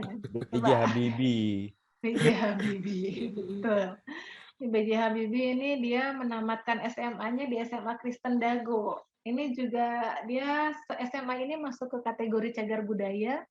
Sayangnya waktu tahun 2011 aulanya dibongkar. Padahal itu aura itu kualitasnya bagus sekali, kualitas akustiknya. Dibongkar sampai habis, disuruh dikembalikan, nggak balik-balik sampai sekarang. Dan wali kotanya komen waktu itu merasa kecolongan ya. Selalu kecolongan yang waktu itu. Ampun itu, kita tragis sekali. Iya, sangat tragis. Ini sangat disayangkan ya. Dan ini dia punya sejarah juga kan. Dia pernah mendidik gitu salah satu orang yang kemudian menjadi presiden kita juga. Oke, ini yang terakhir tentang places of memory yang tadi saya singgung di awal. Jadi sebuah kota itu seperti ini ya, kayak sandwich gitu. Seperti sandwich atau burger, dia itu berlapis-lapis. Jadi setiap lapisan itu menceritakan tentang asal mulanya. Kemudian berbagai peristiwa yang terjadi, baik itu sejarah masyarakat secara lokal ataupun sejarah yang terkait dengan kejadian besar gitu ya, great event. Kemudian perkembangannya saat ini gitu dan nantinya akan seperti apa. Itu lapisannya itu kaya sekali bertumpuk. Bukan hanya Bandung ya, tapi kota kalian masing-masing pun seperti itu. Nah, coba seberapa jauh kalian sudah kenal kota sendiri? Mungkin pertanyaan saya di situ ya. Nah, jadi kalau untuk skala kota ya, yang namanya bangunan, kemudian jalan, sungai, gitu, jembatan, itu adalah setting tempat terjadinya peristiwa-peristiwa penting tadi. Jadi disitulah tempatnya. Kalau kita nonton film gitu ya, Avenger itu kan syutingnya di di green screen ya. Tapi si green screen itu menampilkan kemudian kejadiannya ada di planet A gitu kan. Kemudian kejadiannya ada di realm atau di alam apa seperti itu. Nah, ini juga sama. Nah, kota itu seperti itu. Nah, si setting-setting tadi ya, untuk masyarakat yang sudah tinggal lama di daerah situ itu kemudian menjadi memori gitu. Kisahnya menjadi memori, tempatnya, settingannya menjadi places of memory atau tempat-tempat memori. Nah, jadi kalau misalnya kalau untuk mahasiswa mungkin ya, misalnya nanti datang ke Bandung gitu, terus di situ bertemu dengan pacarnya misalnya, ternyata sering jalan-jalan di Braga, tapi terus kemudian di Braga juga putus gitu. Nah, itu adalah Braga itu menjadi places of memory. Kurang lebihnya begitulah bayangannya, ya.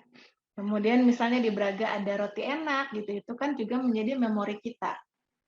Nah, setting-setting yang mempunyai kisah sejarah yang signifikan gitu ya, yang punya level apa sih, level penting mungkin ya, secara kronologis atau misalnya secara sosial, itu kemudian menjadi cagar budaya kota.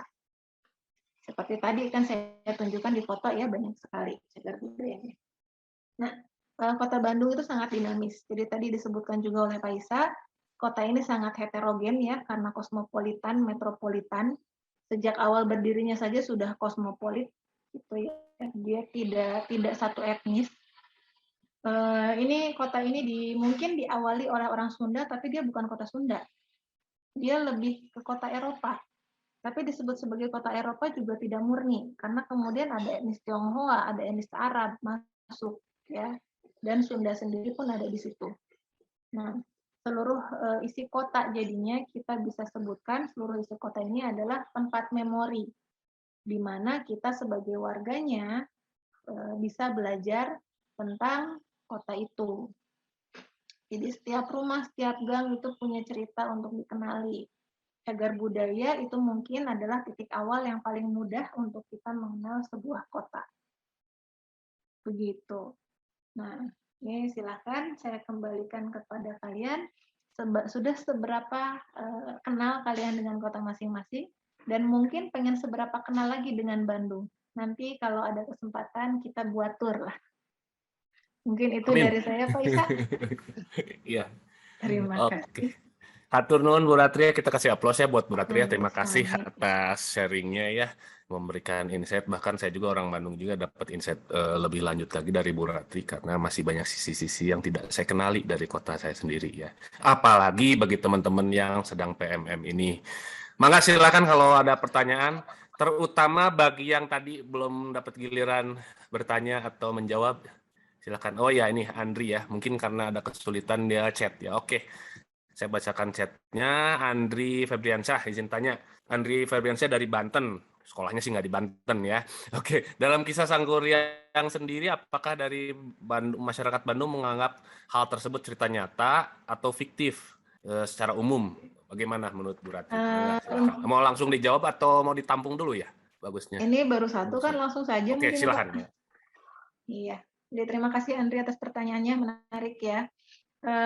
Terkait legenda Sangkuriang, untuk masyarakat Bandung itu menganggapnya sebagai legenda saja. Jadi tidak ada tidak ada kisah nyata gitu, lebih ke fiktif, tapi memang ada tempat-tempat yang dinamai sesuai dengan legenda tadi. Seperti Bukit Unggul, kemudian pasir apa ya, yang bunyinya mirip-mirip pawon gitu. Pawon itu dapur lah. Namanya nama sesuatu alat dapur, tapi saya lupa. Namanya pasir apa gitu. Pasir itu bukit. Jadi ada bukit apa gitu, kemudian ada lagi daerah yang dinamai dengan selendangnya Dayang Sumbi itu, selendang si Putri tadi. Itu juga saya tidak hafal satu-satu, tapi itu ada. Itu kita sebut dengan toponimi ya, penamaan tempat berdasarkan legenda atau berdasarkan situasi dulunya itu apa. Itu kali Andri ya, jawaban dari Bu Ratri. Oke. Semoga ini ya terjawab. Kalau nggak ya cari lagi aja, nggak apa-apa. Kan lebih lengkap lagi. Oke, silahkan yang lainnya, terutama yang tadi belum dapat giliran menjawab kuis-kuis tadi. Oke, ada yang baru keluar masuk, nggak apa-apa. Saya admit aja. Silakan. Tadi Bima sempat menjawab ini ya, yang mungkin yang lain ya. Lona belum ya kalau saya. Lona, Septiana sama Irene belum ya. Silakan, yang belum aja. Nita juga belum ya. Ini banyak yang pengen jalan-jalan ke Bandung nih, Pak. Iya, pertanyaannya itu kapan bisa itu ya? Kapan bisa ke Bandung? Ya, Itu Bu. saya juga. Saya juga udah lama nggak jalan-jalan, ini hampir 2 tahun. Iya, ini Nggak berani. situasi masih agak-agak mengkhawatirkan ya, karena walaupun sekolah udah beberapa dibuka juga masih terbatas sekali, apalagi yang mungkin dari luar kota ya, jadi mungkin masih sangat terbatas. Oke, silahkan. Ada lagi yang tanya, mumpung ya, karena ini juga ini ya saya anggap yang nanya hadir ya. Saya yang bertanya hadir, yang nggak bertanya nggak hadir. Silahkan, ini siapa? Lona mau nanya? Oke, silahkan Lona. Assalamualaikum warahmatullahi wabarakatuh. Waalaikumsalam warahmatullahi wabarakatuh. Silahkan. Sebelumnya perkenalkan, nama saya Luna dari Kota Palopo. Saya ingin bertanya mengenai Kota Bandung yang dijelaskan tadi, kan banyak sekali beragam yang sudah dijelaskan oleh Ibu tadi. Nah, di sini saya akan bertanya mengenai pembangunan Kota Bandung. Ini pembangunan Kota Bandung itu berapa lama dibangun? Terima kasih. Berapa lama dibangun? Pembangunannya masih berlangsung sampai sekarang. Jadi kalau pembangunan itu tidak berhenti sebetulnya ya. Cuma mungkin pembangunan di zaman Belanda itu sempat berhenti tahun 1940 waktu Perang Dunia Kedua. Tuh. Jadi dari awal berdirinya tahun tadi ya 1810 ya. Itu mungkin butuh waktu 100 tahun untuk pembangunan sampai dia menjadi kota modern menjelang Perang Dunia Kedua itu, 100 tahunan. Ya, tapi namanya sebuah kota dia akan selalu membangun terus, tidak akan berhenti. Itu mungkin jawaban saya. Gimana, Lona? Baik, Bu, terima kasih atas jawabannya. Terus ini Kota Bandung ini atas dasar apa, Bu? Apanya? Dibangunnya? Iya, Bu. Dibangunnya itu dulu dasarnya adalah permintaan Dendels tadi ya, kalau dari dari paparan saya. Jadi Dendels ketika dia membangun Jalan Raya Anyar Panarukan itu kan melewati daerah Bandung, tapi waktu itu Bandung bukan sebuah kota. Itu dia hanya kelewatan jalur Jalan Raya Pos. Nah, posisinya sendiri saat itu di sekitaran Jalan Raya Pos itu hanya ada kampung-kampung kecil gitu ya, hanya ada rumah-rumah yang jumlahnya tidak banyak. Nah, kemudian karena dia waktu itu dengan Bupati Krapyak, Bupati Priangan, kemudian Dendels meminta agar di daerah itu dibangunkan sebuah kota. Gitu. Jadi itu dasarnya. Oke. Nuhun, Ibu, Baik, gimana? Bu, terima kasih atas jawabannya. Oke, Ya, ya. Makasih Lona ya. Oke, silakan yang lainnya. Kalau yang belum nanya-nanya juga nih nggak dianggap hadir walaupun wajahnya nampak nih. Saya, Pak. Oke, Permisi, silakan. Silakan. Siapa ini? Leo, Pak. Oke, Leo, silakan. Ya, Leo tuh paling terima rajin kasih. nanya biasanya. Ya, terima kasih. Leo tadi udah ya? Septi aja dulu kayaknya. Septi Oh. belum pernah soalnya. Ya, nggak apa-apa ya. Leo Baik, tadi Pak. udah Baik, Pak. Iya, Pak. Oke, silakan Septi. Oke, Assalamualaikum warahmatullahi wabarakatuh. Perkenalkan, Ibu, nama saya Septiana dari Universitas Tanjung Pura, Kalimantan Barat. Saya mau tanya, Bu, tentang gedung tusuk sate. Itu kenapa pakai tusuk sate ya, Bu? Gedung sate. Iya. Gedung sate. Oke. Kemudian saya mau nanya tentang budaya Tionghoa di sana. Kan di Kalimantan Barat itu kan terkenal dengan bagian kalau adat Tionghoanya tuh ada itu kan bukan terkenal kata orang dari berita yang saya dengar tuh secara internasional kan bukan. Apakah di Bandung tuh sama gitu, Bu? Kebudayaannya. Terima kasih. Oh, iya. Yang pertama mungkin ya tusuk sate di gedung sate. Itu ceritanya tusuk sate itu simbol dari biaya pembangunan gedung sate. Jadi gedung sate ini dulu dia menghabiskan biaya 6.000 gulden. 6.000 gulden itu kalau sekarang setara berapa miliar ya? Saya nggak tahu juga. dengan inflasinya. Jadi 6.000 gulden, jadi menyimbolkan 6, angka 6 gitu, angka biaya pembuatan dari gedung sate ini. Tuh, itu yang pertama. Kemudian untuk etnis Tionghoanya, budayanya ya yang ditanyakan ya, budaya Tionghoanya bagaimana gitu. Saya kurang tahu sih yang di Kalimantan Barat seperti apa, cuma sepertinya memang antar daerah tuh mirip kalau untuk budaya Tionghoa, hanya saja yang di Bandung mungkin lebih metropolitan ya. Jadi yang di Bandung itu sudah lebih sedikit peranakan mungkin, bukan Tionghoa yang murni. Nah, kalau peranakan itu saya dengar ininya beda, apa sih namanya, nilai-nilainya agak beda gitu kalau peranakan tuh. Jadi misalnya kalau Tionghoa murni itu rumahnya dia selalu menempatkan apa sih, kuilnya ya atau apa sih patung dewanya gitu yang kayak kuilnya itu di bagian belakang. Di bagian paling belakang lah karena itu daerah paling bersih gitu kan. Nah, kalau untuk peranakan justru ditempatkan di depan, di daerah depan gitu. Itu mungkin bedanya di situ. Saya juga nggak tahu kenapa ya, karena itu juga yang cerita teman saya Tionghoa dan peneliti Tionghoa. Beliau menyampaikan begitu dan dia juga belum ketemu kenapa gitu, kok peranakan naruh di depan tapi yang pure itu naruh di belakang. Alasannya belum ketemu. Baik Ibu, terima kasih. Pak, oke. Ya, Leo, silakan. Iya Pak, ya terima kasih kesempatannya. Izin bertanya Ibu, saya mau bertanya mengenai histori sejarah untuk Kota Bandung ini. Untuk mengenai kedatangan Hindia Belanda ini Bu, orang dari luar, untuk mengenai bangunan peninggalannya ini Bu, apakah untuk sampai sekarang ini masih ada peninggalan bangunan ini yang masih utuh yang belum direnovasi di wilayah Bandung ini Bu? Mungkin kira-kira begitu Ibu. Terima kasih. Baik, terima kasih. Di Bandung itu untuk cagar budaya sudah ada peraturan pemerintah daerah yang dibuat awalnya itu tahun 2009, kemudian diperbarui baru tahun kemarin 2019 perbaikannya karena mengacu kepada Undang-Undang Cagar Budaya yang baru. Nah, di situ ada pembagian klasifikasi cagar budaya bangunan, jadi ada tiga kategori, kategori A, kategori B, dan kategori C. Yang kategori A itu contohnya adalah gedung sate, kemudian gedung Merdeka gitu ya, kemudian tadi ada Villa De Drickler itu ya, nah itu adalah contoh yang klasifikasi A, dia itu tidak boleh dibongkar sedikit pun.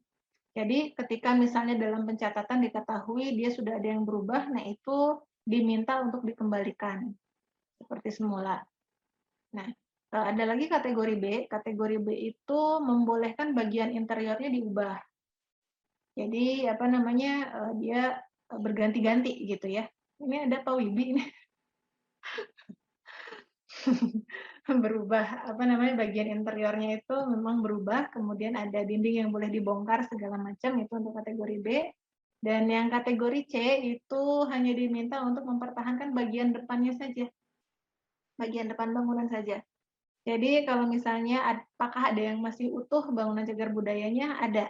Yang masih utuh itu ada 100 cagar budaya yang tercantum di dalam peraturan pemerintah tadi. Gitu. Sisanya ya sudah banyak perubahan. Berdasarkan peraturan daerah itu Bandung punya 1.771 cagar budaya kalau tidak salah. Jadi ada sekian ratus yang A, kemudian 600 yang B kalau tidak salah, sisanya 1000-an itu yang kelas C, yang kategori C.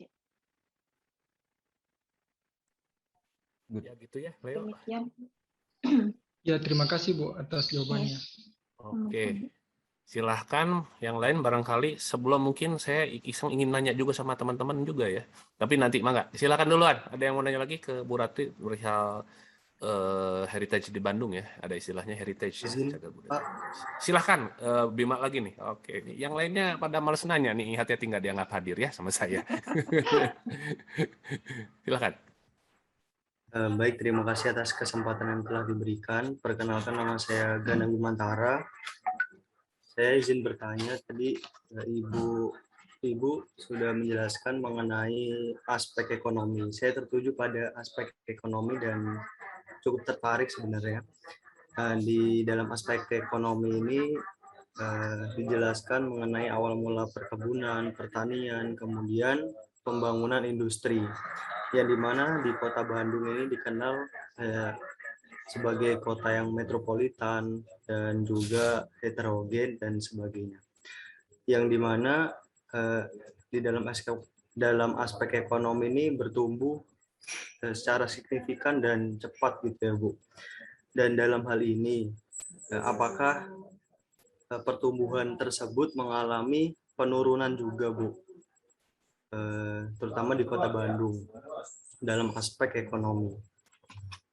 Baik, terima kasih atas pertanyaannya. Pertanyaannya cukup berat ini. Nah, jadi untuk aspek ekonomi pada awal mulanya Bandung berkembang lewat perkebunan ya. Kemudian setiap industri sesuai dengan masanya ya, dia ada penurunan. Misalnya industri kina. Kina itu sangat tinggi produksinya ketika Perang Dunia ke-1. Jadi tahun 20-30-an sampai tahun 40-an Perang Dunia Kedua itu produksinya tinggi. Nah, setelah Perang Dunia, kemudian di Eropa ditemukan sintetis dari kina, jadi sudah tidak diperlukan lagi kulit kina ya untuk produksi. Nah, akhirnya tergeser dia. Dan produksi pun turun drastis sampai sekarang, jadi kayak terjun bebas lah. Sekarang itu produksinya sangat minim, sangat kecil meskipun masih ada gitu. Nah, begitu juga dengan dengan produksi yang lain ya seperti guta perca yang tadi saya cerita. Karet guta perca itu dia tergantikan oleh karet sintetis. Nah, sekarang ada permintaan karena di Eropa mereka ingin kembali yang organik, tapi permintaan pun masih terbatas gitu karena di kitanya sudah menganggap itu tidak kompetitif lagi, akhirnya diganti dengan komoditas lain begitu. Jadi permintaan pun ada beberapa katanya menurut PTPN yang tidak terpenuhi. Nah, untuk kasus Kota Bandung sendiri, ketika satu industri turun, sebuah kota itu sebetulnya dia kan punya banyak sekali elemen ekonomi ya. Tidak hanya dari industri perkebunan saja, tapi dia punya misalnya perdagangan, kemudian dia punya industri makanan, industri fashion gitu dan lain-lain. Nah, di Bandung pun seperti itu. Jadi ketika perkebunannya turun, dia masih punya misalnya tadi sepatu Cibaduyut gitu. Yang naik sekali sangat tinggi di tahun 90-an. Kemudian selain itu di tahun 2000-an misalnya, Bandung itu mengalami peningkatan ekonomi melalui industri fashion. Lewat yang namanya distro-distro. Jadi bermunculan banyak sekali distro, industri kecil menengah itu naik ya. Kemudian juga dari bidang seni, Bandung itu banyak melahirkan artis-artis diantaranya aktor film Dilan gitu ya. Kemudian ada grup band banyak ya. Seperti itu. Nah, itu juga bagian dari perekonomian. Jadi selalu ada substitusinya lah gitu. Ketika ada yang turun di sisi lain ada yang naik. Ariel Peter Pan juga dari Bandung gitu ya. Oke, Noah itu. Iya, Ariel Noah. Oke. Jadi gitu ya, mungkin selain distro juga turun naiknya pas pandemi ya, karena pandemi itu kan membatasi ini nggak ada pengunjung, nah itu sempat kolaps juga distro ini. Betul. Nah, kalau tahun-tahun setelah 2010-an itu industri kuliner. Ya. Bandung industri kulinernya tinggi. Nah, tapi setelah pandemi juga ya jadi anjlok juga. Betul. Jadi distro lalu kuliner Bu ya. Iya. Habis pakai baju lalu makan. Nah, itu kan masa pada pengen ke sini. Coba pandemi ya. Tinggal nonton habis itu. Nah, iya itu banyak sekali atraksinya. Oke, ya ini kebetulan ada pertanyaan. Nah, ini ya. Kalau Nita ya, oke silahkan. Ini Nita nggak bisa on cam ya? Oke, nggak apa-apa. Izin bertanya, katanya Bandung terkenal Bandung Lautan Api. Di mana tempatnya ya pertempuran terbesar dalam peristiwa Bandung Lautan Api? Mangga Ibu. Oke, terima kasih. Untuk Bandung Lautan Api sebetulnya pertempurannya bukan pertempuran ya kalau Bandung Lautan Api itu, tapi pembakaran sebagian wilayah kota. Nah, itu yang dibakar adalah wilayah kota bagian selatan. Jalurnya itu kalau mengikuti stilasi itu ada dari Dago itu mulai dari Villa Drikler tadi ya sampai ke lapangan Tegalega. Di situ jalurnya. Jadi untuk pertempuran besarnya sendiri terjadinya di antara itu sebelum atau sesudah Lautan Apinya. Kalau tidak salah banyaknya itu sebelum Bandung Lautan Api. Itu ada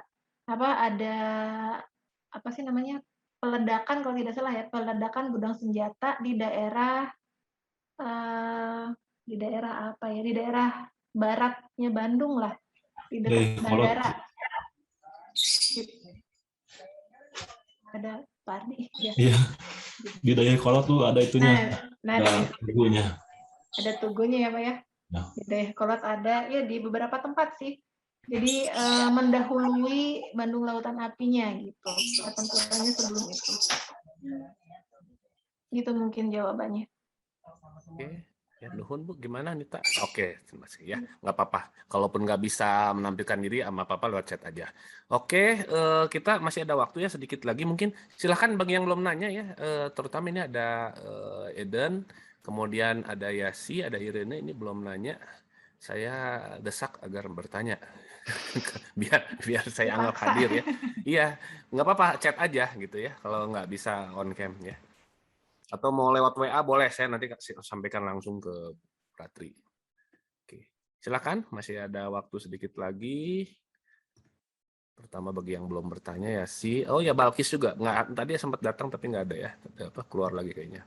Ini banyak yang koneksinya terkendala ini Bu ya, jadi memang ini kendala kita online tuh masih belum sempurna ya, apalagi membayangkan kota Bandung tuh nggak cukup cuma dari slide ya kita. Iya. Dari video pun nggak cukup. Nggak cukup nih, apalagi makanan tuh nggak bisa kita online. Wah, ini coba Anda coba surabi itu, wah surabi pakai green tea ya di atasnya, coba deh. Ya, silahkan, ada lagi. Oke. Izin Pak. Silahkan. Pak izin menambahkan. Silakan. Boleh Pak ya? Boleh. Tadi sempat disinggung oleh Septiana terkait budaya Tionghoa, Bandung dan Kalimantan Barat. Nah, sini di Kalimantan Barat itu ada yang unik, Pak. Saya hanya ingin menyampaikan informasi di Kota Singkawang. Nah, ya. Di Kota Singkawang itu ada ritual tahunan yang dikenal dengan Cap Gomeh. Jadi Cap Gomeh ini dilaksanakan 15 hari setelah Imlek, Tahun Baru Cina. Nah, untuk apa? Ini untuk membersihkan jalan, ritualnya untuk membersihkan daerah-daerah yang di mana daerah itu dulu sempat terjadi pertempuran antara Dayak dan Tionghoa. Kenapa ini bisa terjadi? Karena adanya alkulturasi budaya, Pak, antara Dayak dan Tionghoa. Nah, aku nggak tahu ya di daerah lain atau di Bandung apakah ada, atau di Sulawesi. Yang jelas ini di Kalimantan Barat khususnya memang yang tiap tahun dilakukan. Nah, kemarin waktu pandemi memang tidak ada, Pak. Tapi secara individual dilakukan di kelenteng. Tapi kalau untuk di jalan raya sehingga menumpuk dan memobilisasi massa yang banyak, itu tidak diperbolehkan oleh pemerintah. Nah, itu aja sih Pak terkait kebudayaan yang ada di Kalimantan Barat. Terima kasih informasinya. Iya menarik, Cap Gomeh ya. Di apa namanya, di daerah Pecinan Bandung juga beberapa tahun kebelakangan dilakukan Cap Gomeh. Sebelumnya ada, tidak. Baru inilah, masih baru-baru lah. Itu ada juga Cap Gomeh. Jadi biasanya mereka itu malam-malam ada pawainya itu dari kelenteng kemudian keliling ke arah Pasar Baru gitu ya. Kemudian nanti balik lagi sampai ke kelenteng lagi. Itu ada satu malam tuh saya pernah ikutan, ramai banget. Tapi kemarin pandemi 2 tahun tidak ada. Sama juga. Kawan-kawan udah tahu apa itu Cap Gomeh? Sebenarnya Cap Gomeh ini budaya yang ekstrim, di mana menantang diri untuk menusuk-nusuk dengan senjata tajam, dengan paku, dengan parang segala macam. Itu dia. Waduh, wah kayak debus ya. Debus ya. Aduh. Kalau di sini kita tidak Kalau di sini hanya hanya pawai. Jadi itu mungkinnya akulturasi budaya. Kalau di Kalimantan, barongsai paling. Di Kalimantan seru juga nih.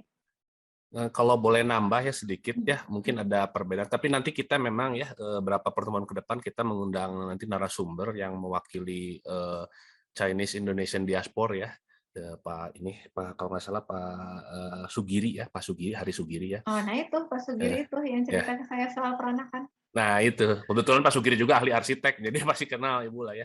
Nah, itu Pak Sugi nanti emang akan membawakan materi juga. Nanti mungkin Bu Ratri saya ajak juga lah kali-kali mau ini ya. Jadi tentang terkait dengan budaya Tionghoa. Tapi yang saya pahami kalau agak perbedaannya antara budaya Tionghoa yang ada di Jawa dan luar Jawa ya. Terutama apalagi misalkan di Kalimantan kan Singkawang itu satu kota koloni sendiri ya, koloni sendiri etnis Tionghoa yang memungkinkan mereka interaksinya menggunakan bahasa Tionghoa, bahasa ibu masing-masing, entah itu Hokkien, Teochew atau apa ya.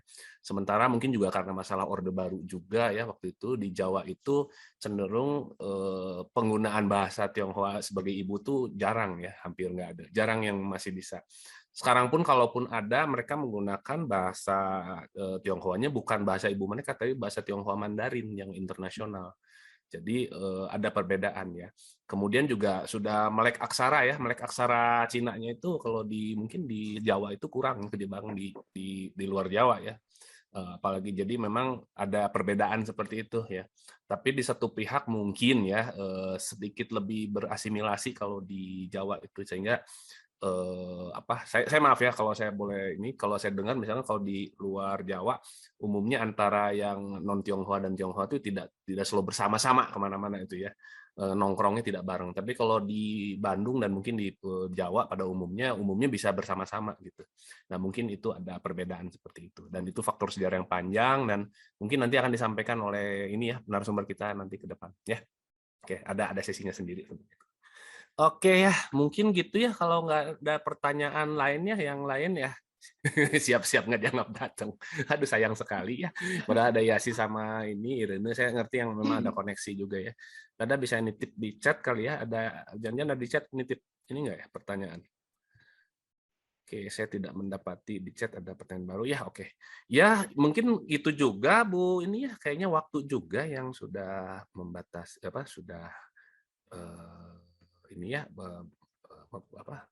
jelang jam 11 ya, jadi sudah mau ini dan saya pikir juga Bu Ratri akan ada kegiatan lain.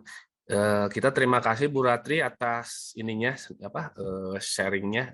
Mungkin Bu Ratri ada satu ini bukan pepatah ya, apa ada pesan ya untuk teman-teman mahasiswa ini Kampus Merdeka yang ini, silakan mungkin ada pesan barangkali terkait heritage. Terkait ini kan tentang kebinekaan ya. Kalau saya sampaikan ini di di level kota gitu ya. Ya saya encourage aja teman-teman untuk mengetahui lebih banyak sejarah kotanya masing-masing. Nah, tiap kota itu unik, dia punya ceritanya sendiri dan semua tidak lepas dari akulturasi. Asimilasi, akulturasi itu pasti ada. Setradisional apapun kota itu tuh pasti ada percampuran. Nah, mungkin Pak Wibi lebih tahu nih, antropolog. Iya. Kalau Pak Wibi kita bisa japri setiap saat ya. Oke. Itu ya, Bu. Terima kasih banyak Ibu ya. Jadi emang akulturasi selalu ada ya dan itu memang kenyataan dalam kehidupan berbineka, makanya kita banyak berkeragam karena itu. Oke, sebelum kita pamit ya, ini kebetulan kami ada oleh-oleh virtual buat Ibu ya. Ini karena kita pandemi jadi semua serba virtual. Kalau saya boleh share screen ke Ibu ya sedikit. Oke. Ini Ibu kelihatan barangkali ya, ini adalah kenang-kenangan dari kami atas kesediaan Ibu ya, terima kasih banyak. Alhamdulillah, insya Allah sangat bermanfaat bagi kami semua ya, terutama mahasiswa, teman-teman mahasiswa ini. Jadinya motivasinya malah makin pengen ke Bandung ya dengan segala cara, mungkin melanggar prokes dan sebagainya, nekat di sini ya. Oke, jangan sampai gitulah. Saya juga berdoa setiap siang malam ya agar kita semua bisa ketemu langsung ya dan menikmati Bandung bersama-sama. Oke, demikian kita sebelum berakhir itu kita ada foto session mungkin ya, karena sebuah pepatah yang berlaku di dunia digital, no pic hoax ya. Oke, jadi kita silakan mohon dibuka kameranya masing-masing. Oke, bagi yang kebetulan memang pingin nanya nggak bisa nanya, boleh nanti nanya via chat WA aja. Nanti saya coba sampaikan ke Bu Ratri kalau Bu Ratri nggak sibuk nanti. Mungkin Ibu nggak apa-apa ya Bu kalau diganggu sama pertanyaan teman-teman ya. Oke ya, kalau Ibu nggak mau jawab nggak usah jawab aja nggak apa-apa. Yang penting merekanya absen. Oke, silakan dibuka dulu kameranya sebisanya. Kalau nggak bisa nggak apa-apa. Lain kali pasang avatar aja mungkin ya. Oke, silakan. Udah bisa. Ya sih sama Irene masih kendala ya, Andri juga tadi kendala. Dan juga sama kenal. Oke, saya hitung mundur saja ya. 4, 3, 2, 1, jepret. Oke, ya terima kasih banyak. Dengan demikian berakhir sesi pertemuan kita yang keempat atau sesi kebinekaan ketiga, dan teman-teman nanti kita akan ada pemberitahuan lagi lebih lanjut lewat chat WA ya. Terima kasih dan tolongnya nanti siap-siap nanti saya kalau kasih apa-apa lagi nanti mungkin akan saya sampaikan juga. Terima kasih Bu Ratri atas segala informasinya. Semoga ya tadi harapan kita terkabul semua, bisa ketemu langsung dan menikmati Bandung sama-sama. Assalamualaikum, selamat siang, selamat beraktivitas, selamat beraktivitas. Waalaikumsalam. Terima kasih Ibu. Terima kasih Bu Ratri, Pak Isa. Oke, ayo.